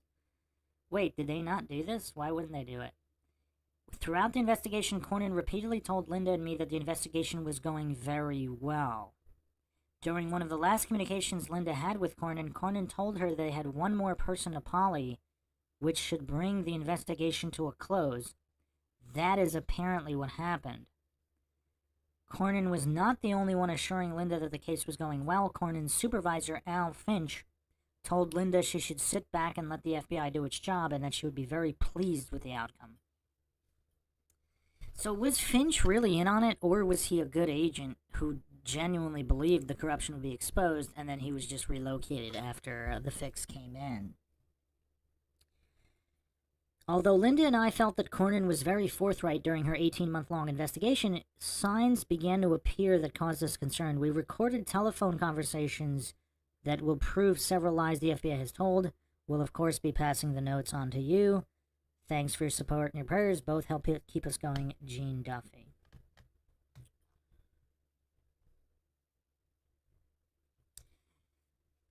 And all of these documents that were FOIA'd can be found on idfiles.com.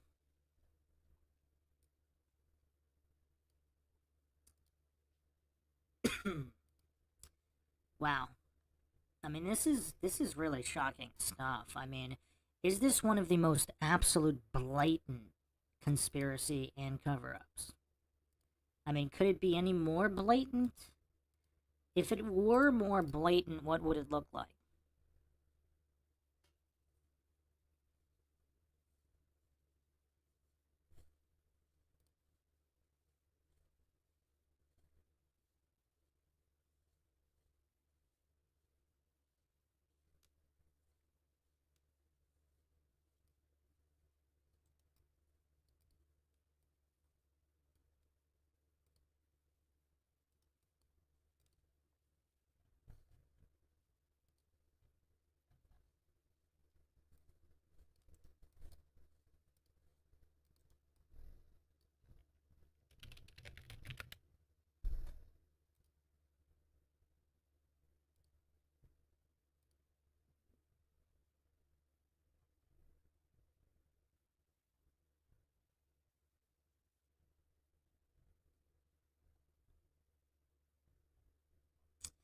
ID Files also has an outline here of all of the murdered witnesses.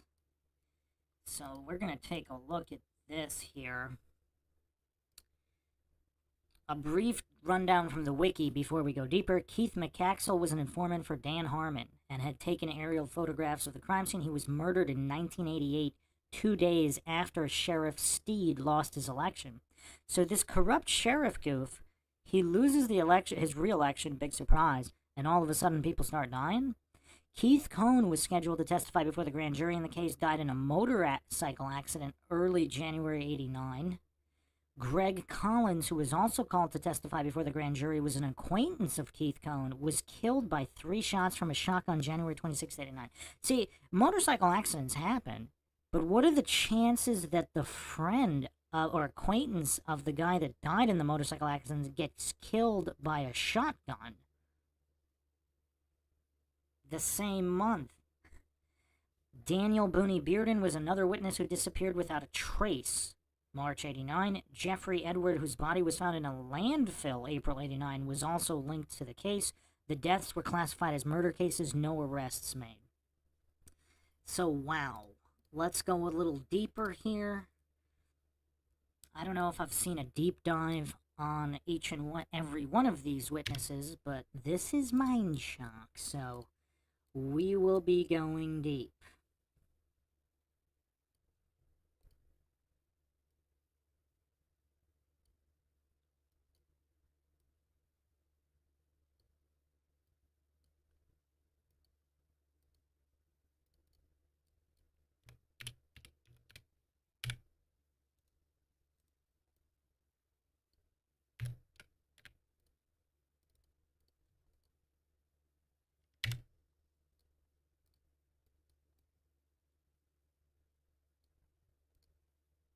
There's actually even more witnesses which nobody talks about.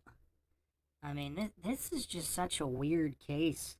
But like I said, I mean, this might be the most blatant, obvious case. I mean, obviously Stephen Avery's up there as well.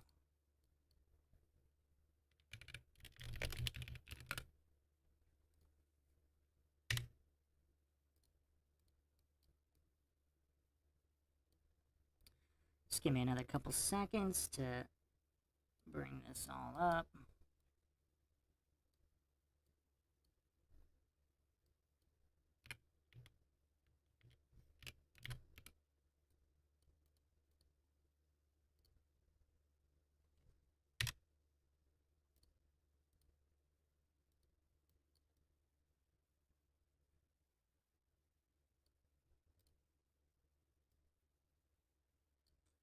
But I definitely get why this case was requested. On MINDSHOCK, a lot to dig through. Quite a bit to dig through here.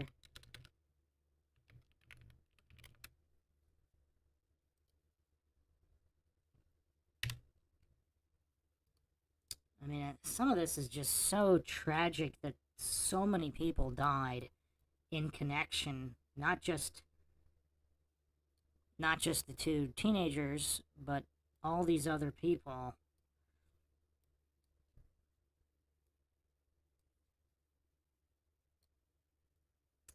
And the FBI maintained at the end that there's nothing to see here, and that no crime may have even been committed in the first place. So all these witnesses just happened to die because no crime was committed. Interesting. While the FBI's own documentation demonstrates a cover-up.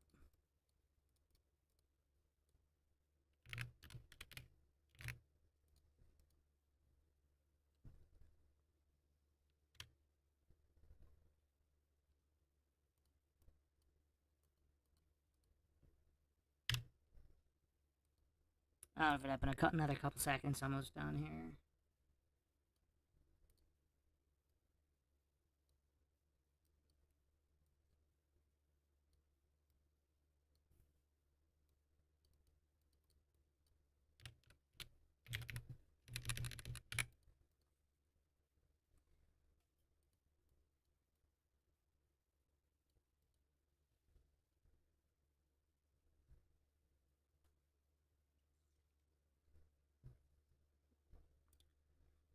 What's also weird is that with all of these other murders, apparently none of them were investigated either, which is kind of weird.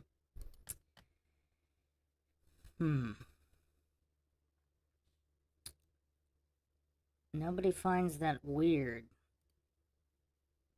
That all these other witnesses just go, some of them go missing, most of them the bodies are found, no investigation is done.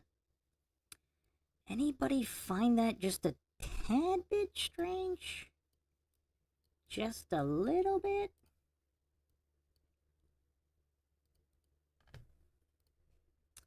I mean, the mind shocks are just not gonna stop coming here.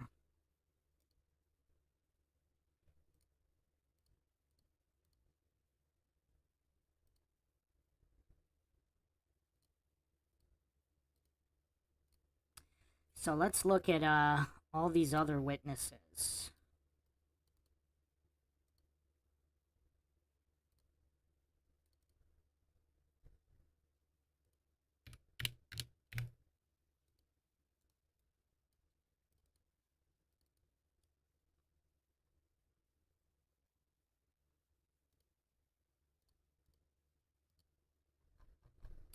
So we have Keith Coney.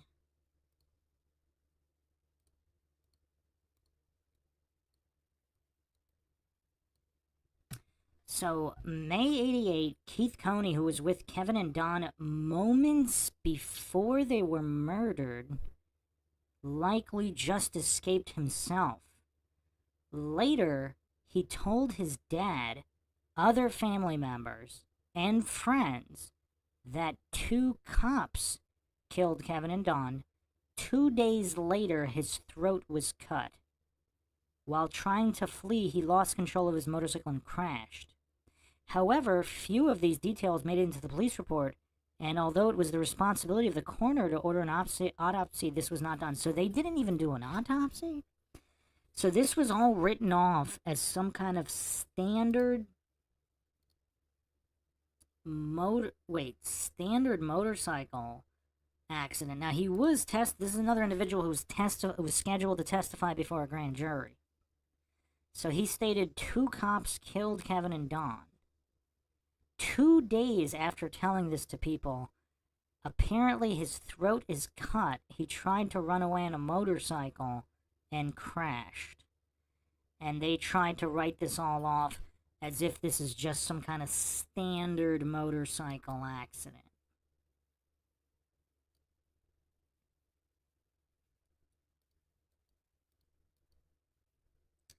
That's messed up.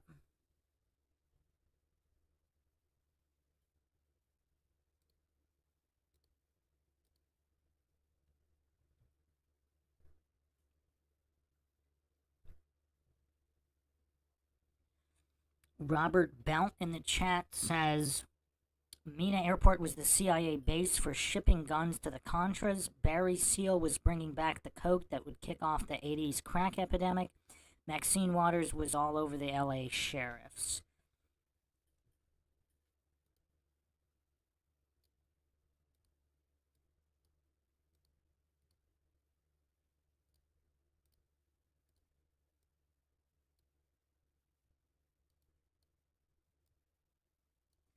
Keith McAxel, November 88.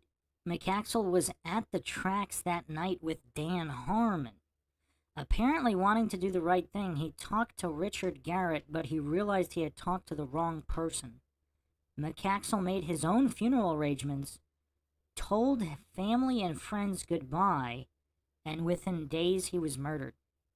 An obvious revenge killing, he was stabbed 113 times. There was never a serious investigation of his murder. Well, that's curious. So the guy talked to Richard Garrett. He realized. Does this mean he realized Garrett was in on this? He made his own funeral arrangements and even said goodbye to everybody. Why not just run away? And how often is someone stabbed 113 times?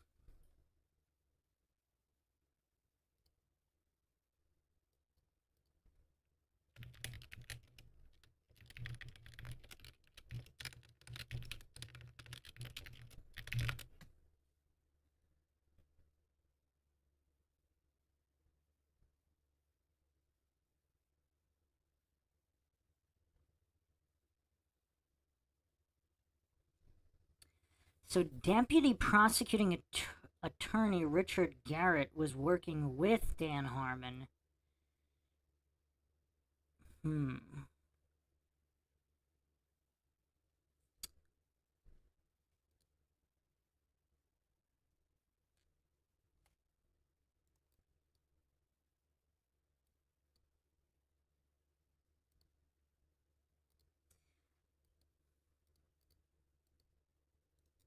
I wonder what happened when they threw Harmon under the bus. Because if Garrett's buddy with Harmon, are they appointed to kind of control the narrative? So they know they want the exhumation and a second autopsy, etc. So they get Harmon and Garrett to kind of be their inside guys to control the narrative. And was Harmon...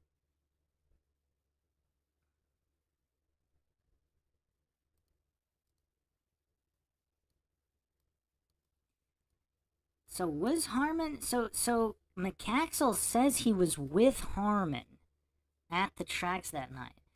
So there were also two other police officers there? And then there was Harmon and McCaxill? So McCaxill blows the whistle to Garrett, but... So did he not think Garrett was corrupt with Harmon?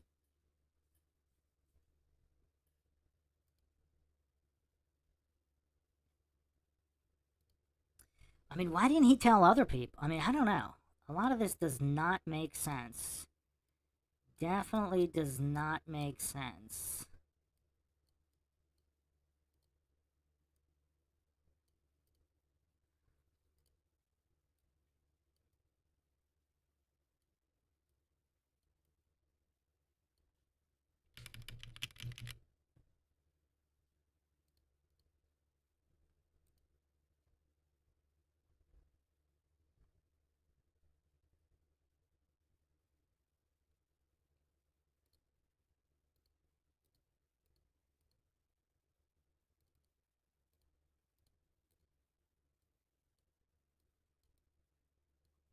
Gregory Collins, January 89. Collins failed to appear after being subpoenaed by John Cole at the request of Dan Harmon to testify before the Salem County Grand Jury, was killed by a shotgun blast to the face.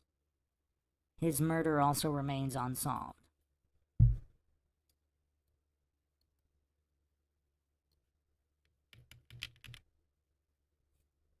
So, did the FBI also... So, if the FBI verified all of this,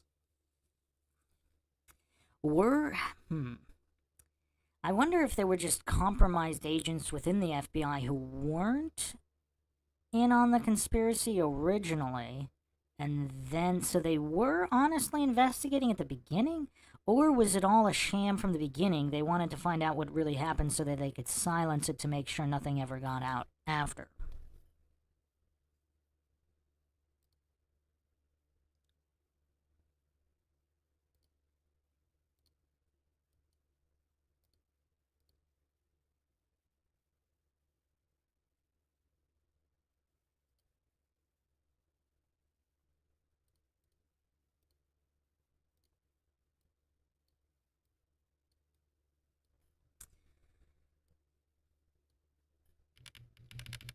We also have Booney Bearden here, March 89. Booney Bearden, a friend of both Coney and Collins, disappeared.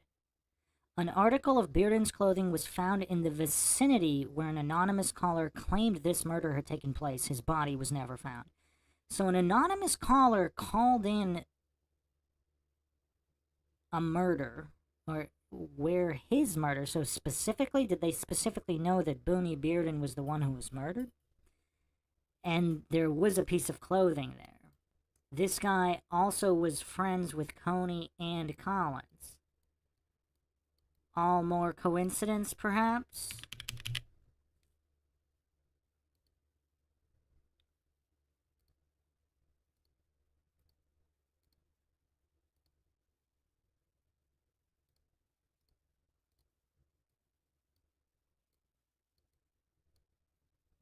We have Jeff Rhodes, April 89. Rhodes was murdered after telling his family he knew too much about Kevin, Don, and McCaskill's murders.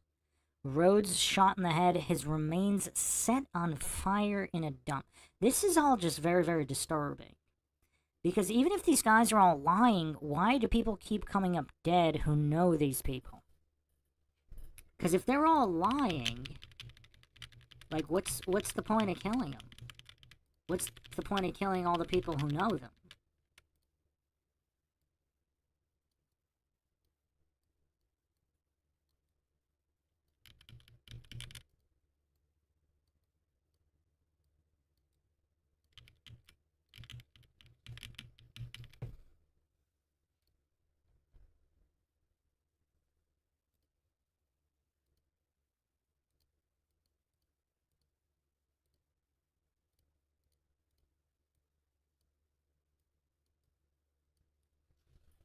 Jordan Kettleson, June 90, was believed to be connected to the McCaskill murder, killed by a shotgun blast to the head.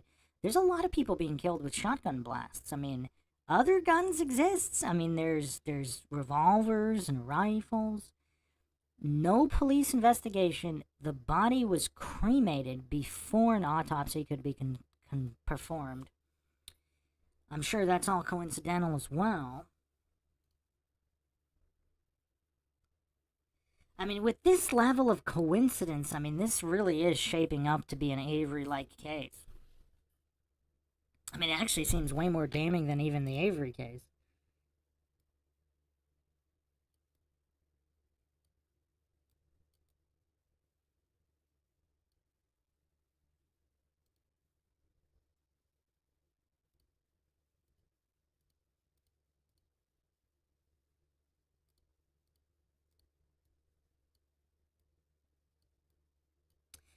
And lastly, we have Mike Samples here. Possibly not lastly, but so was Kettleson. What do they mean by connected to the McCaskill? So did Kettleson kill McCaskill? And then somehow he was compromised, so they got rid of him as well? Mike Samples, June 95. Another grand jury witness was shot to death. Sources claim he was involved in retrieving drugs dropped from airplanes. Authorities have denied any connections of his case with murders of Kevin and Don. Well, how would they know, though? Like, if that case isn't solved? That's something that always raises an eyebrow for anybody who's not a clueless coincidence theorist.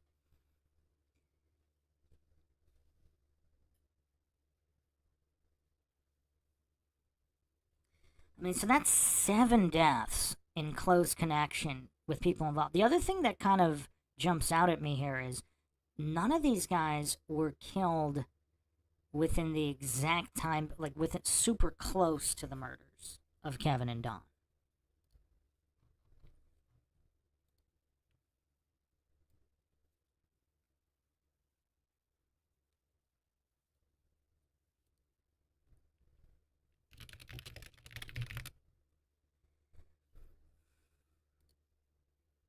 Because, I mean, this was August 87, and nobody's turning up dead until mid to late 88, almost a whole year. So, were they confident that this would all be swept under the rug, and then when it wasn't, and there's this grand jury, now all of a sudden people are turning up dead? So did they just not think that all these witnesses would be believed and there wouldn't ever be a legit investigation?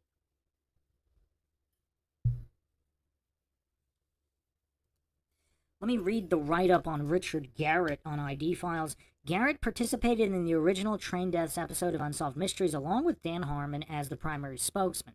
Linda Ives did not know at this time that Harmon and Garrett were involved in the murders and were masterminding a heinous cover-up to protect the evidence of their involvement, so she gladly participated in the episode. In reality, Harmon and Garrett were in the ideal position of control, including access to callers on the tips line set up by Unsolved Mysteries. All caller info was given to Harmon and Garrett, who pretended to investigate, but instead responded with violent threats to callers with info damaging to them. Months later, Linda learned that Harmon was actually on the tracks with the boys the night they were murdered and was a likely participant in the murders. She warned the producers of Unsolved Mysteries, and they were willing to make necessary changes if the FBI would endorse the corrections, but the FBI would not. And from the FOIA documents, the FBI wanted to even replace the Unsolved Mysteries taped episode for a different tape, because I guess they thought too much was revealed even then. At the time, Linda and Jean thought that the FBI was conducting a forthright investigation and did not want to jeopardize their case.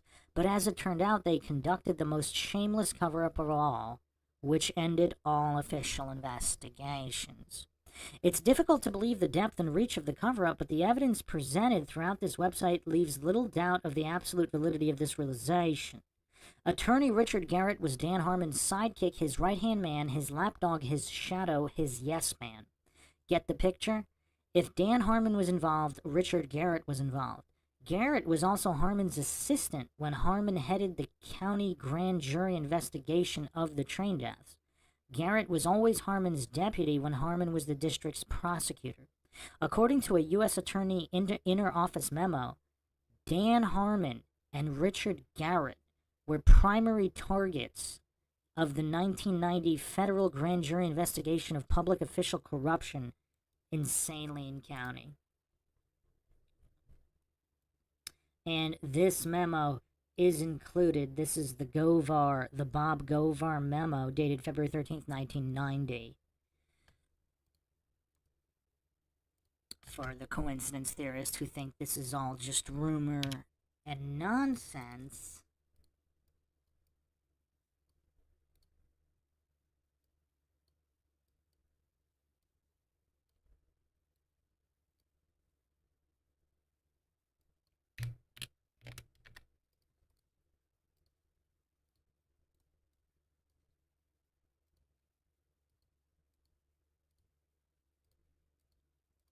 here's the actual memo. Quite damning. Saline County investigation.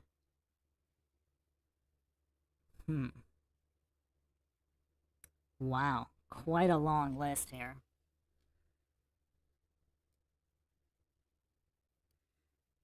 Michael Bearden is on this list as well.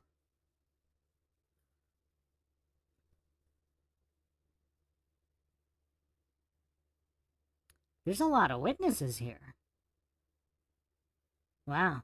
Teresa Harmon? Wow. So these guys found out that they were the subject of this investigation. Is that why all these other people ended up dead? Once they found out how many witnesses they actually were?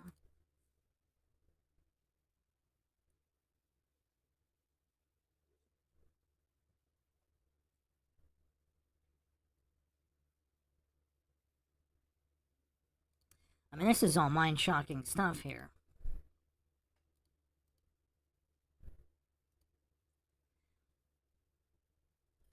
When U.S. Attorney Chuck Banks cleared Dan Harmon of any wrongdoing, he also cleared Garrett. Garrett is now deceased, so all that he knows has gone to the grave with him, although there are rumors he left a statement about his knowledge of the boys' murders to be opened 5 years after his death.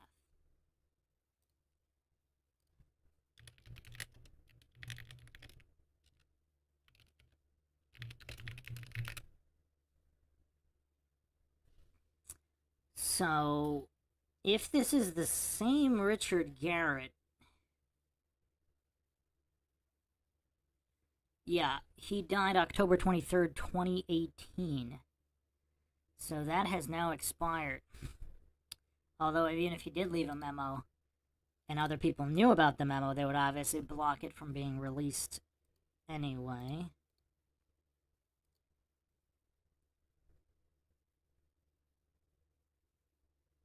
Garrett was Harmon's assistant when Harmon headed the county grand jury investigation of the train deaths. Garrett has been Harmon's deputy at all times. Harmon has been the district's prosecutor. According to a U.S. Attorney Inter-Office memo, They were the subject of... Okay, they were the targets of the investigation.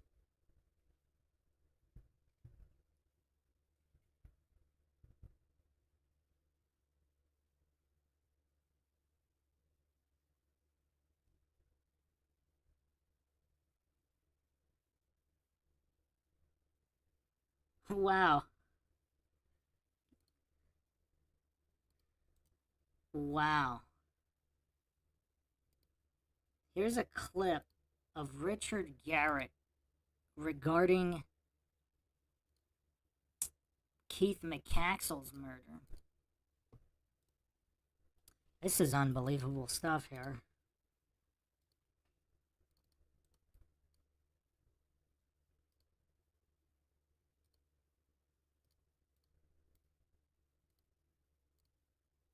Fact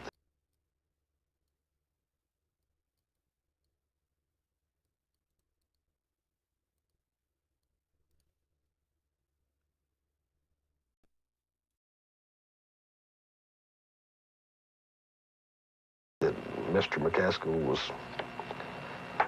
probably suffering from a lot of paranoia. And right now the indications are that nobody else was involved. Might there have been a reason, though, for his paranoia? I'm sure there was a reason for his paranoia. Because he talked to the police or the prosecutor? I don't know that that would be the reason. I think that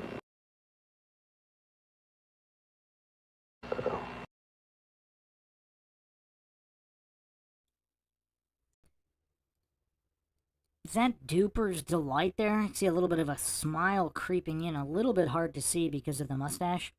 So keep in mind, let's keep this in mind. How did McCaskill die? He was stabbed 113 times, Garrett saying no one else was involved.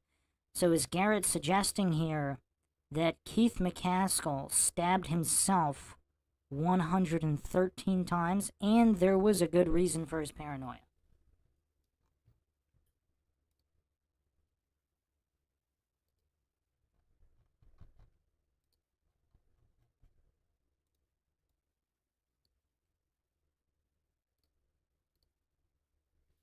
What does everybody make of Garrett's statements here? Sphinx Bear in the chat. Haven't seen Sphinx Bear in quite a while indeed. We are going over one of the cases of some of the most obvious corruption in history, in modern history. I mean, this is crazy. Richard Garrett here, along with Harmon, apparently either directly involved or covering up for those involved. Now, this is kind of crazy, though. These statements regarding McCaskill, I mean, that's crazy. There's another video here on the grieving families of the other witnesses that were killed. So let's take a look at this.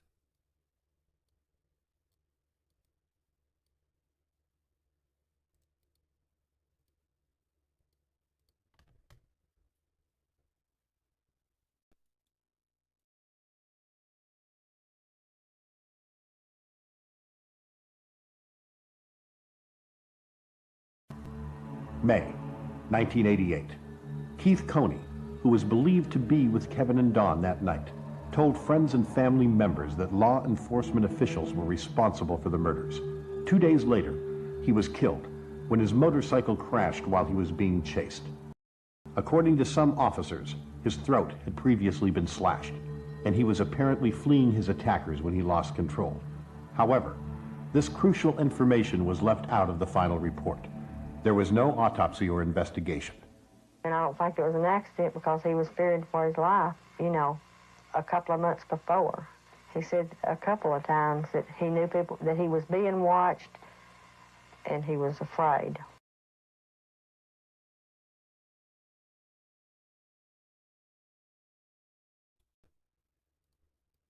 So what do the coincidence theorists maintain here? That all the friends and family of these witnesses that were killed, they're all lying? Like, what do the coincidence theorists maintain here?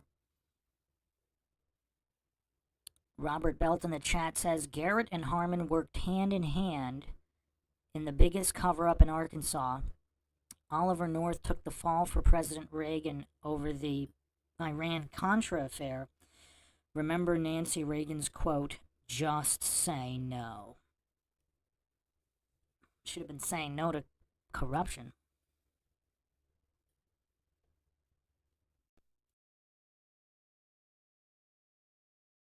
Mrs. Alexander says her son knew the two teenagers run over by the train, and she says he indicated to her he had been there when the boys had died, that he spotted two attackers. But he knew there was two there. I did try to get him to tell me who, and he was either afraid or didn't know. November 1988. Keith McCaskill, who was allegedly at the tracks that night, turned over information he had about the boys' murders to Richard Garrett. Believing he had talked to the wrong people, McCaskill had made his own funeral arrangements, told family and friends goodbye, and within days was murdered himself, stabbed 113 times.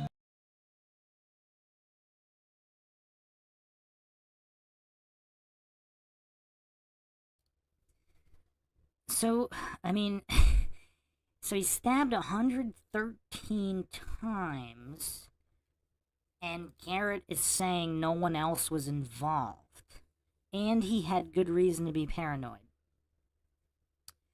I mean, what does that mean?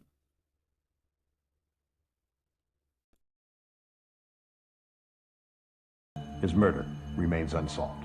The night of elections in 1988, he took 2 pennies out of his pocket and threw them on the bar there at the Wagon Wheel and said, "If Jim Steed loses this election, my life isn't worth 2 cents."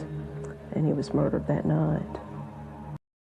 Harmon, Garrett, and members of the Arkansas police suddenly found themselves in the awkward position of having to try and convince the public that the deaths of these key witnesses, coming at a crucial point in the investigations, were merely a coincidence.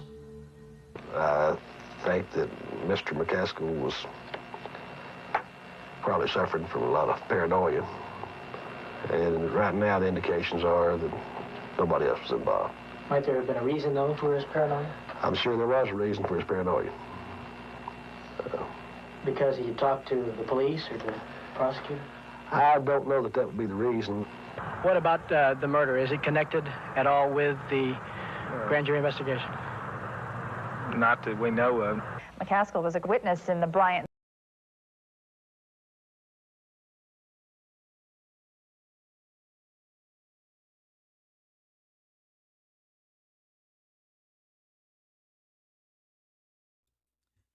Not that we know of. I mean, just look at the body language of these goofs. Like, do these look like competent individuals that even care? I mean, just the tone, the delivery, not that we know. Like, it's just so weird. They do have also very defensive posture, especially Garrett here.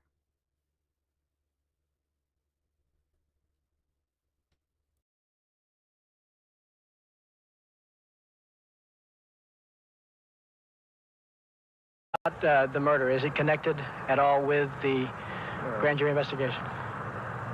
Not that we know of. McCaskill was a witness in the Bryant train deaths investigation. Although police haven't ascertained a motive for the murder, they say there's no connection. We link this investigation to the deaths of Don, Henry, or Kevin Ives, and I don't foresee anything in the pursuance of the rest of this investigation that would be anything that would make me change my mind. Those believing in a massive cover-up by police and elected officials, which included the possible murder of witnesses, watched in horror as the death toll continued to climb.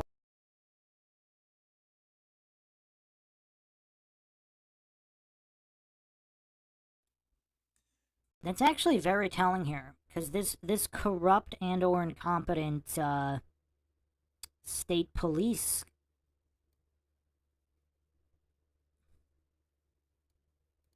They say McCaskill was a witness in the Bryant train deaths investigation. Although police haven't ascertained a motive for the murder, they say there's no connection. That they're not connected, and he hasn't seen anything that would change his mind. Why is his mind made up during an open investigation that's not solved? Why would his mind need to be changed?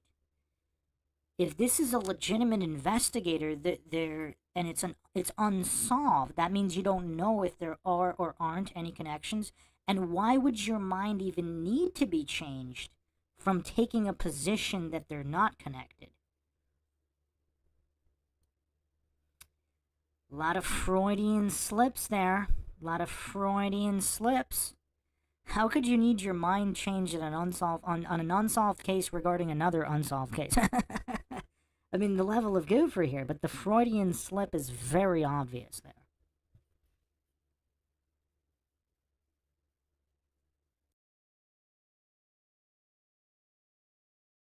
To the rest of this investigation, it would be anything that would make me change my mind. Those believing in a massive cover-up by police and elected officials, which included the possible murder of witnesses, watched in horror as the death toll continued to climb. January 1989. Greg Collins, who failed to appear after being subpoenaed to testify before Kevin and Don's grand jury, was killed by a shotgun blast to the face. His murder remains unsolved. March 1989. Booney Bearden, a friend of both Coney and Collins, disappeared. An article of Bearden's clothing was found in the vicinity where an anonymous caller claimed his murder had taken place. His body was never recovered.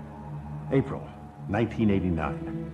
Jeff Rhodes was murdered after telling his family he knew too much about Kevin, Don, and McCaskill's murders. Rhodes had been shot in the head and his remains set on fire in a dump. July 1989.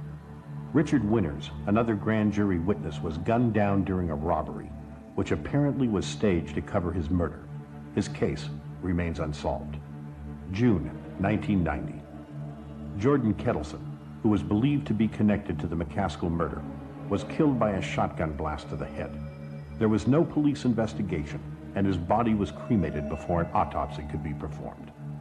June 1995. Mike Samples, another grand jury witness, was shot to death. Sources claim he had been involved in retrieving drugs dropped from airplanes. Authorities have denied any connection between these cases and the murders of Kevin and Don. The people whose testimony might have solved this case years ago have systematically been eliminated. There apparently was a great deal of fear that these people could implicate very powerful players.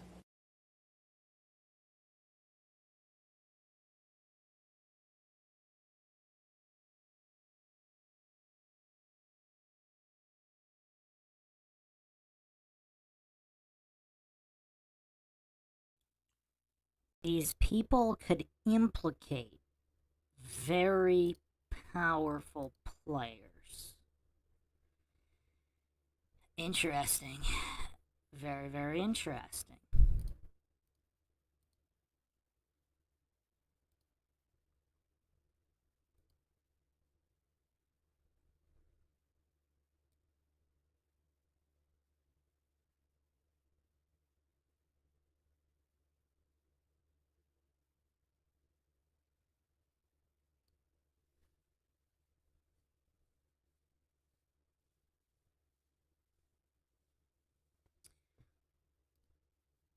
So not on the collage here is also Richard Winters. So that's 8 people dead in connection. I mean, who knows how many more there were that weren't reported either. We don't know.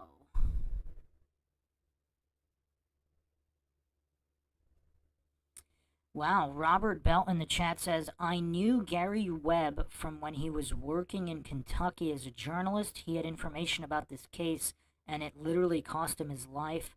Shot twice in the back of the head in his motel room.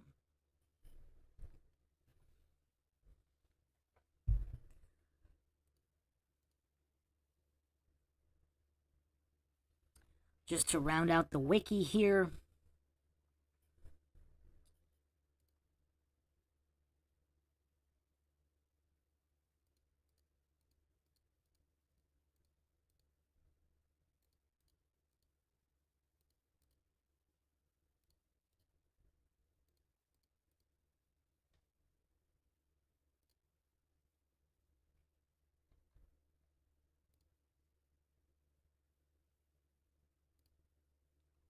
The usual theory given about the boys' deaths involved drug trafficking.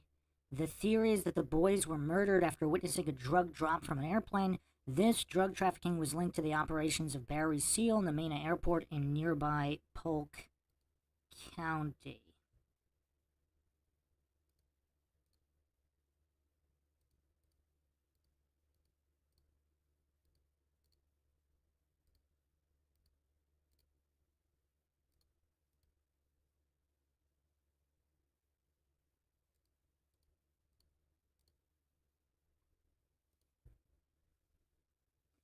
The 94 conspiracy theory movie The Clinton Chronicles blamed the cover-up of the murders on Billy Clinton, who was governor of Arkansas at the time and was accused to have known about the drug trafficking in his state. The case was profiled on the television program Unsolved Mysteries. Investigative journalist Mara Leverett published the book The Boys on the Tracks, Death, Denial, and a Mother's Crusade to Bring Her Son's Killers to Justice in '99, which deals with the case and the alleged involvement of the authorities in the murders.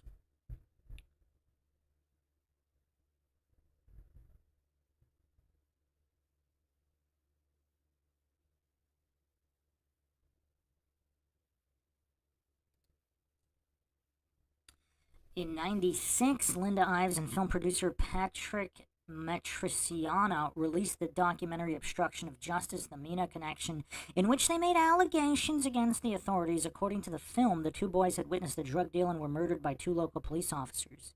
County prosecutor Dan Harmon is also said to have been involved and later helped the perps with the support of the authorities.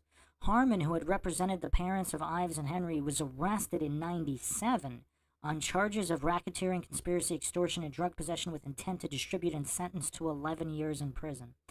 You know what's kind of weird about that, though? Like, they were confident he wouldn't blow the whistle. The two accused police officers deny any involvement in the case and sued Matriciana and his film company for defamation, whereupon a judge awarded them $600,000. However, Matriciana successfully appealed the verdict, which was overturned in 2001. That's actually quite interesting. Huh.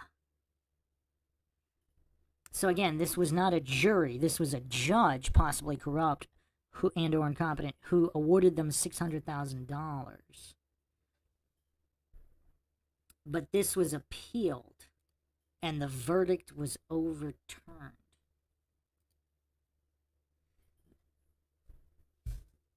In the 2001 fall issue of the News, Media, and the Law, video producer wins appeal in libel case.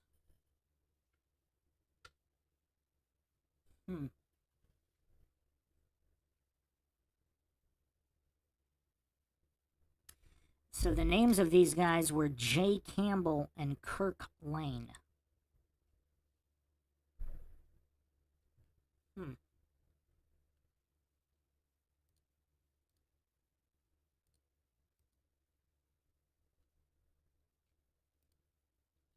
Alright, we're going to go over one more thing in this bizarre saga.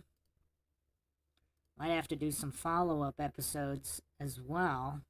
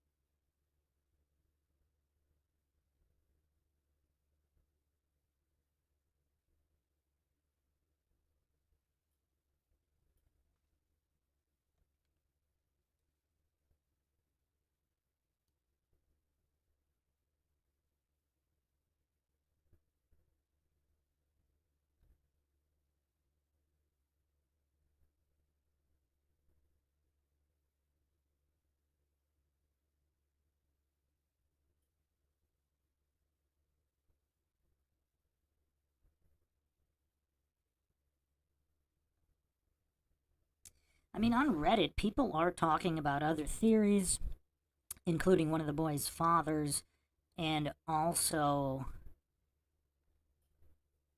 that they were trespassing on someone's property during the night hunting. That individual killed them and laid them on the tracks. But if that were true, why would all these witnesses be ending up dead?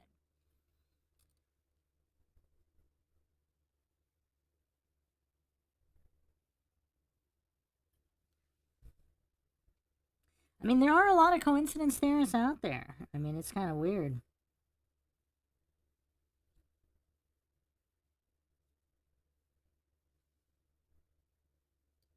A lot of coincidence theorist goofs on Reddit, that's for sure.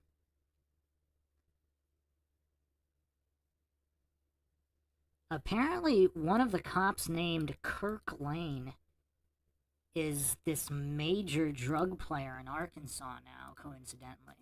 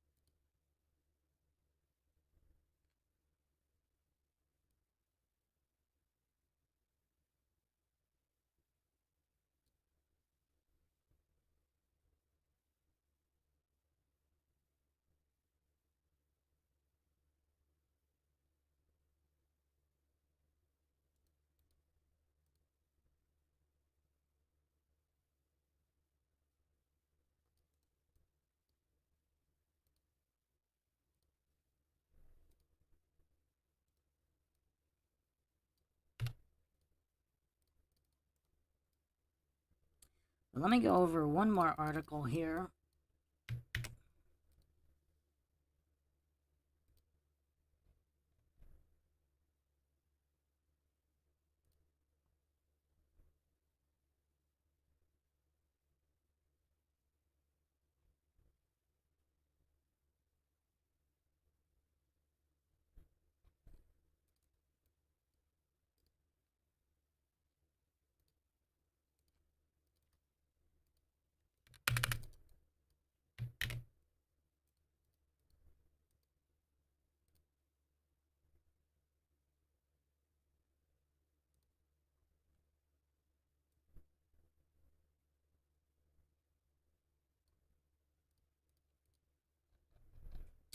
New witness. Man claims to have seen boys on the tracks murders. And this is Billy Jack Haynes.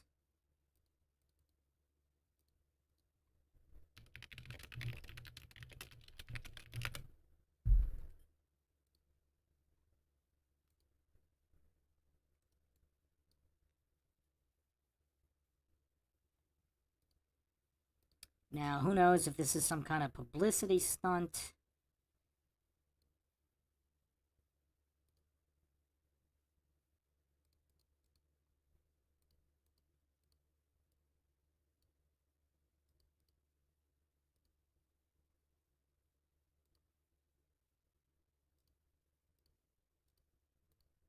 After all these years.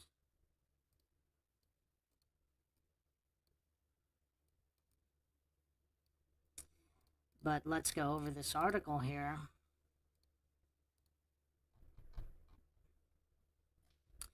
Posted February 13th, 2018, KARK.com.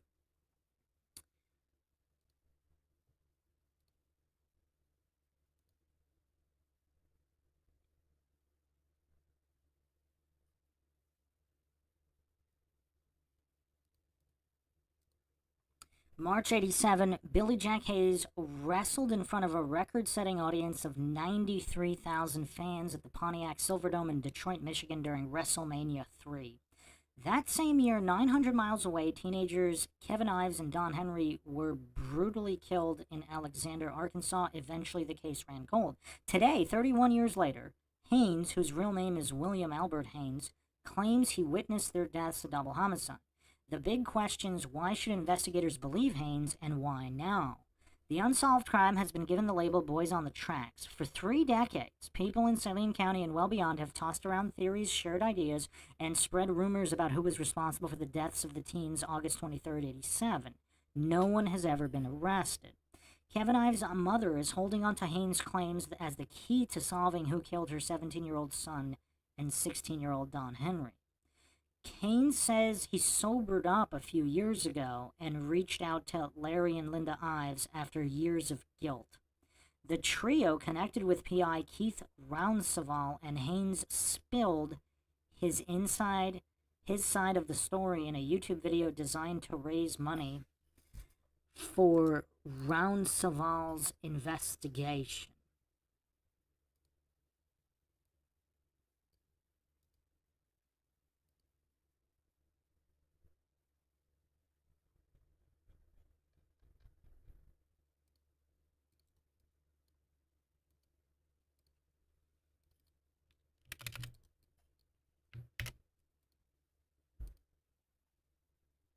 I come with no hidden voice. I come to you straight to face because this is reality, man, remarked Haynes in the video.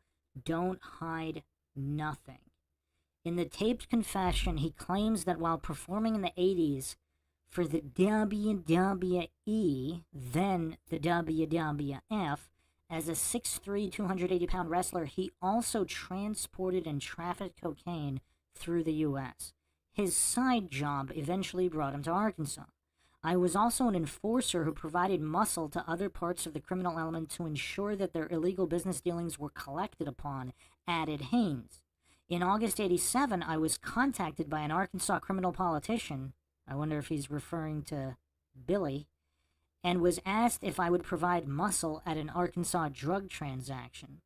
In the near 6-minute video, Haynes refers to a male criminal politician multiple times but never names him by name. Haynes says the politician was suspicious that cash from the drug money drops was being stolen. While conducting security for the drug money drop, I witnessed the murders of 2 young boys, Kevin Ives and Don Henry. They were murdered by other individuals who were working for the same criminal politician. Their bodies were placed on the railroad tracks to be mutilated by a passing train, Haynes alleges. The retired wrestler, now 64, says he reached out to Linda Ives in 2016 to explain what he saw. In addition to providing his account of what happened, Haynes says he handed over names of everyone who was at the scene. And you know what's curious, if those names matched up with all the other witnesses. I'm standing here putting my life on the line, telling you that I could very well be killed, added Haynes. They have to be taken down. The investigation with no end. 4:25 a.m. August 23rd, 87, a train engineer reported running over 2 teens. The worker told authorities the boys were motionless and lying on their backs, their bodies covered by a tarp from the waist down. Investigators later discovered a rifle and flashlight nearby. It's believed Ives and Henry were using those items to headlight for deer. It's an illegal form of hunting where you temporarily blind the animal before shooting it. Friends say the two may have been drinking. So how did they end up on the tracks? Investigators don't conclusively know. The state medical examiner ruled suicide. He thought the boys smoked pot, passed out on the tracks, and then run over by the speeding train. A later autopsy found anything but. An Atlanta-based pathologist found the boys were knocked unconscious or killed before their bodies were dumped on the tracks.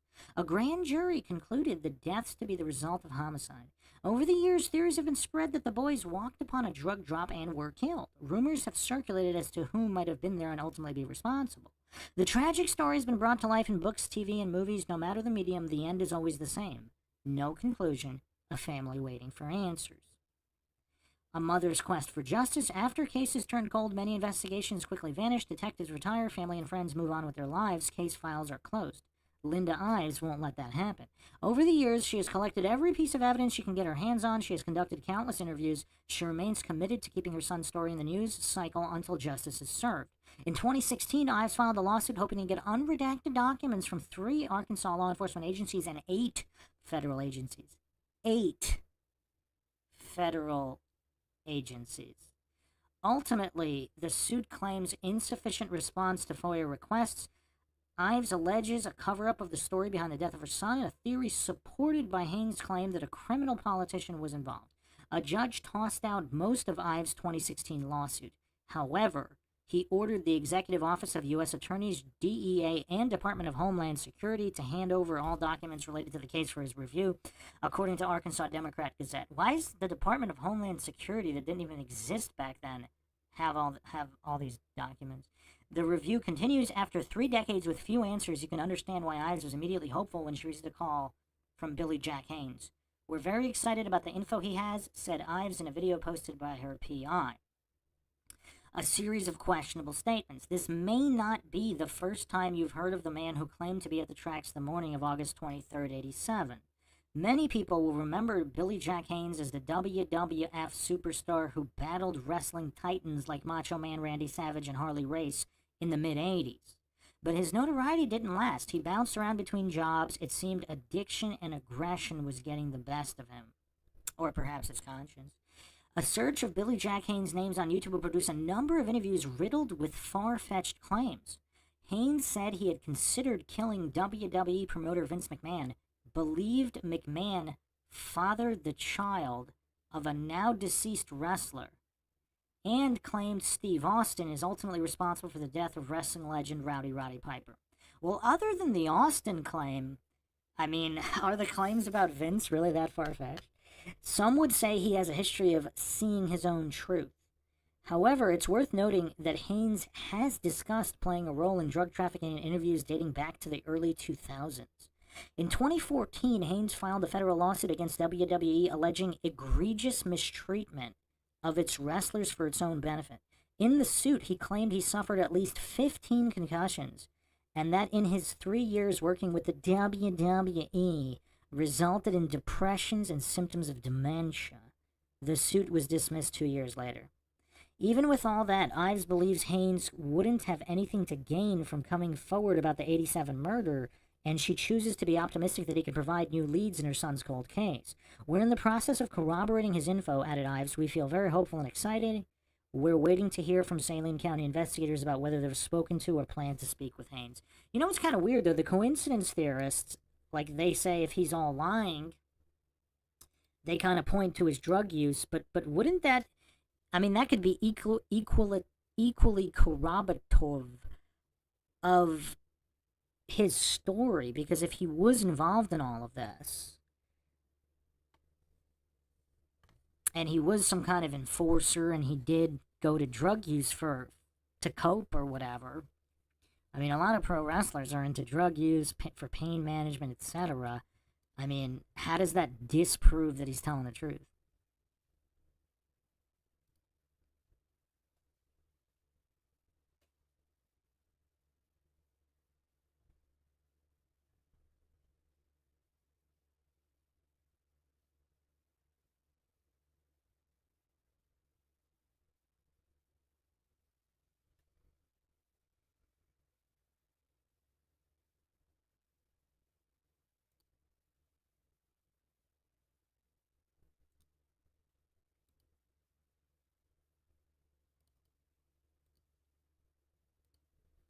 Let's listen to his so-called confession here.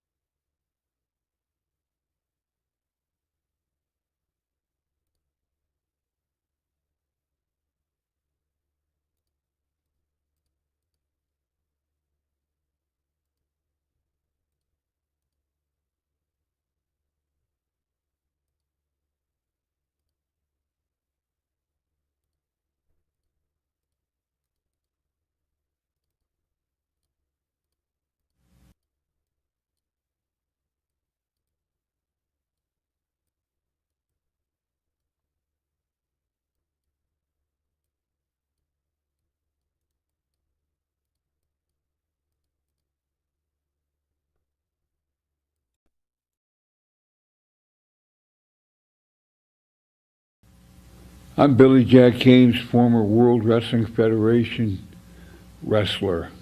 Today I come with no mask, I come with no hidden voice, I come to you straight face to face because this is reality, man. Don't hide nothing. 30 years ago, I witnessed the murder of 2 teenagers on the railroad tracks August 23rd in Alexander, Arkansas. 27 years of that, I was a drug addict on pain pill medication. I become clean. It kept bothering me and bothering me and bothering me, and finally, when Seth Rich was killed July 10th, I knew that was a message to me because that's my birthday, July 10th. So here I am coming forward. This is a plea that I'm going to read here for you today. The plea is for those who has yet to contribute to the GoFundMe.com Kevin Ives, Don Henry murders that happened 30 years ago. Please contribute to the fund so that the investigator can continue his work. He says that they still need to interview possible witnesses and gather more information that will assist him in the investigation of the murder of Kevin Ives and Don Henry. Also, you can find us on Facebook, on Twitter, and on Instagram, hashtag Kevin Ives, hashtag Don Henry. A former drug trafficker, I'm ashamed to say, and a hired enforcer. In the late 70s,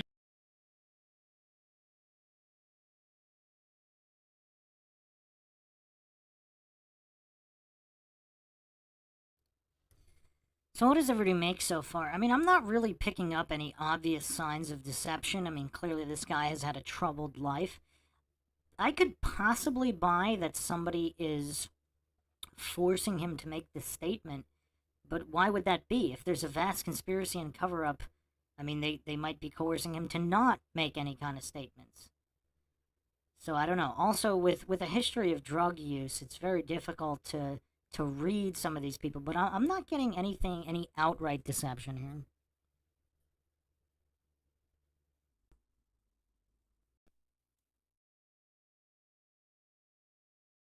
And early 1980s, when I was in my 30s, I stood 6'3" and weighed between 260 and 300 pounds. I was very visually intimidating. I'm not proud to say that. In the 1980s, I transported and trafficked large quantities of cocaine throughout the United States of America. I bought cocaine from the largest drug trafficker in the United States, Barry Seal, out of Baton Rouge, Louisiana. I would then sell that cocaine to contacts around the United States. Barry Seal later introduced me to a politician drug dealer from Arkansas. In 1984, that politician drug dealer asked me to kill David Kennedy, who I later learned was the son of very well-known politician Robert F. Kennedy, the brother of President John F. Kennedy. I was also an enforcer who provided muscle to other parts of the criminal element to ensure that their illegal business dealings were collected upon.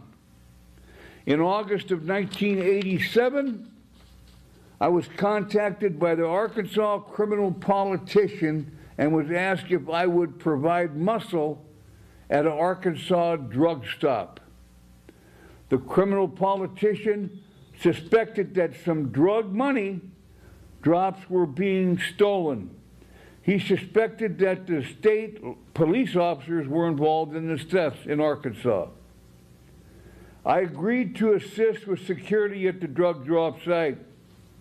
While conducting security for the drug money drop, I witnessed the murders of 2 young boys, Kevin Ives and Don Henry. They were murdered by other individuals who were working for the same criminal politician. Their bodies were placed on the railroad tracks to be mutilated by a passing train. In late 2016, I contacted Linda Ives and informed her that I was on the railroad tracks, and when her son was murdered, I was there. I have since met Larry and Linda Ives and their private investigator, Keith Ronsaval. I gave them a statement outing everything that I knew about their sons and Don Henry's murders. In my statement, I named 3 local enforcement officers, 2 local attorneys, politicians, and a local bar owner.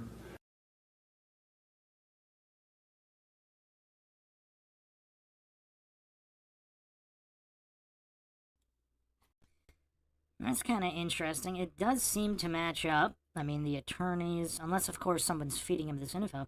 A local bar owner. Connection to the murdered witnesses there? Seems to be quite a lot of people involved in these drug drops. I mean, that's a lot of people.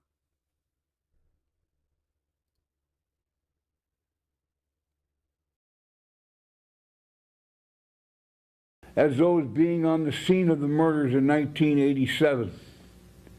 I also named the criminal politician who directed the events at the scene via cell phone with one of the attorneys, politicians, and me. Your assistance by donating to the Kevin Ives and Don Henry GoFundMe account is greatly appreciated.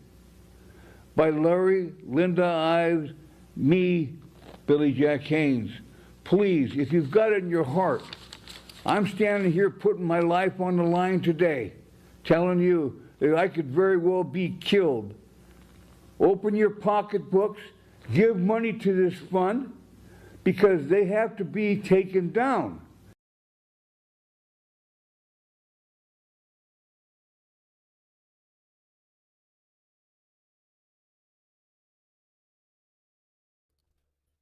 What does everybody think? Is this guy genuine? Let's do another poll.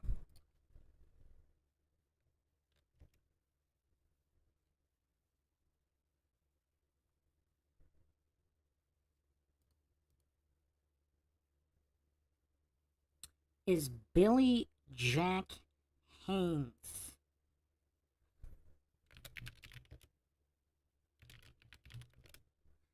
being genuine here? See what all the MINDSHOCK listeners think. It's kind of hard to tell, but I don't see any outright deception that would be incredibly alarming, like I did with Harmon and his associates and law enforcement involved. So far, oh, we got somebody. 25% no, 75% yes. We got some haters here of Billy Jack. Or not, maybe not a hater, but somebody who thinks maybe drugs fried his brain too much, or someone put him up to do this. But, I mean, usually it'd be in the other direction if that were the case.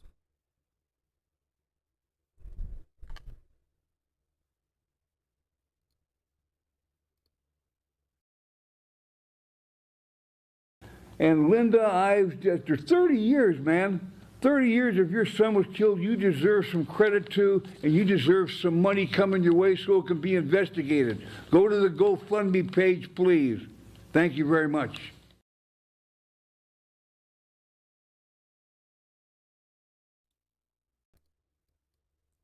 So there you have it. That is his account here in this video.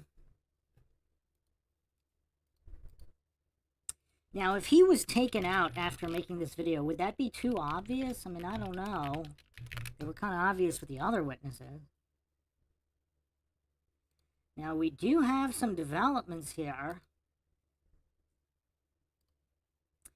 Billy Jack Haynes is accused of killing his wife in 2024 here. Wow. February 2024. I wonder if this is in connection with him blowing the whistle here.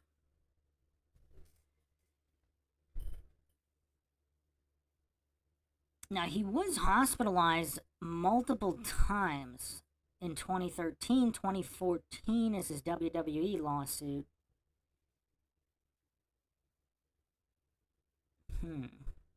He's also part of a lawsuit with many other wrestlers. Okay, so the 2024 arrest, February 8th, 2024, Haynes was arrested following a 2-hour standoff with police after a shooting. Now, this case, and it just has so many twists and turns here. I mean, this truly is one of the most mind-shocking cases we've ever covered here. He was questioned by the police and is expected to be charged with the murder of his wife, Jeanette Becraft, who died by gunshot wound. Becraft, who was 85 years old at the time of her death and suffering from dementia, was found dead in their home. According to Portland police, Haynes remains in police custody and is expected to be taken to jail following treatment for a medical condition unrelated to the homicide. All right, so this is kind of tough, because if they both have some kind of mental issues, I mean, who knows what they thought was going on versus what was really going on in any kind of type of fight with a gun. And, I mean, I don't know, this is a number of years now after he's blowing the whistle here. So, I don't know. I don't know if it's connected, unless there's some kind of development we don't know about, and that's connected to this. Unless that's the case.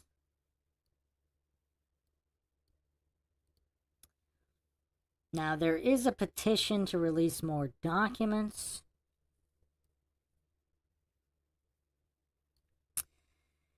But that's what we have so far in this deep dive. I mean, yeah, there's a lot more to go over, so we are going to be doing another follow-up episode, of course.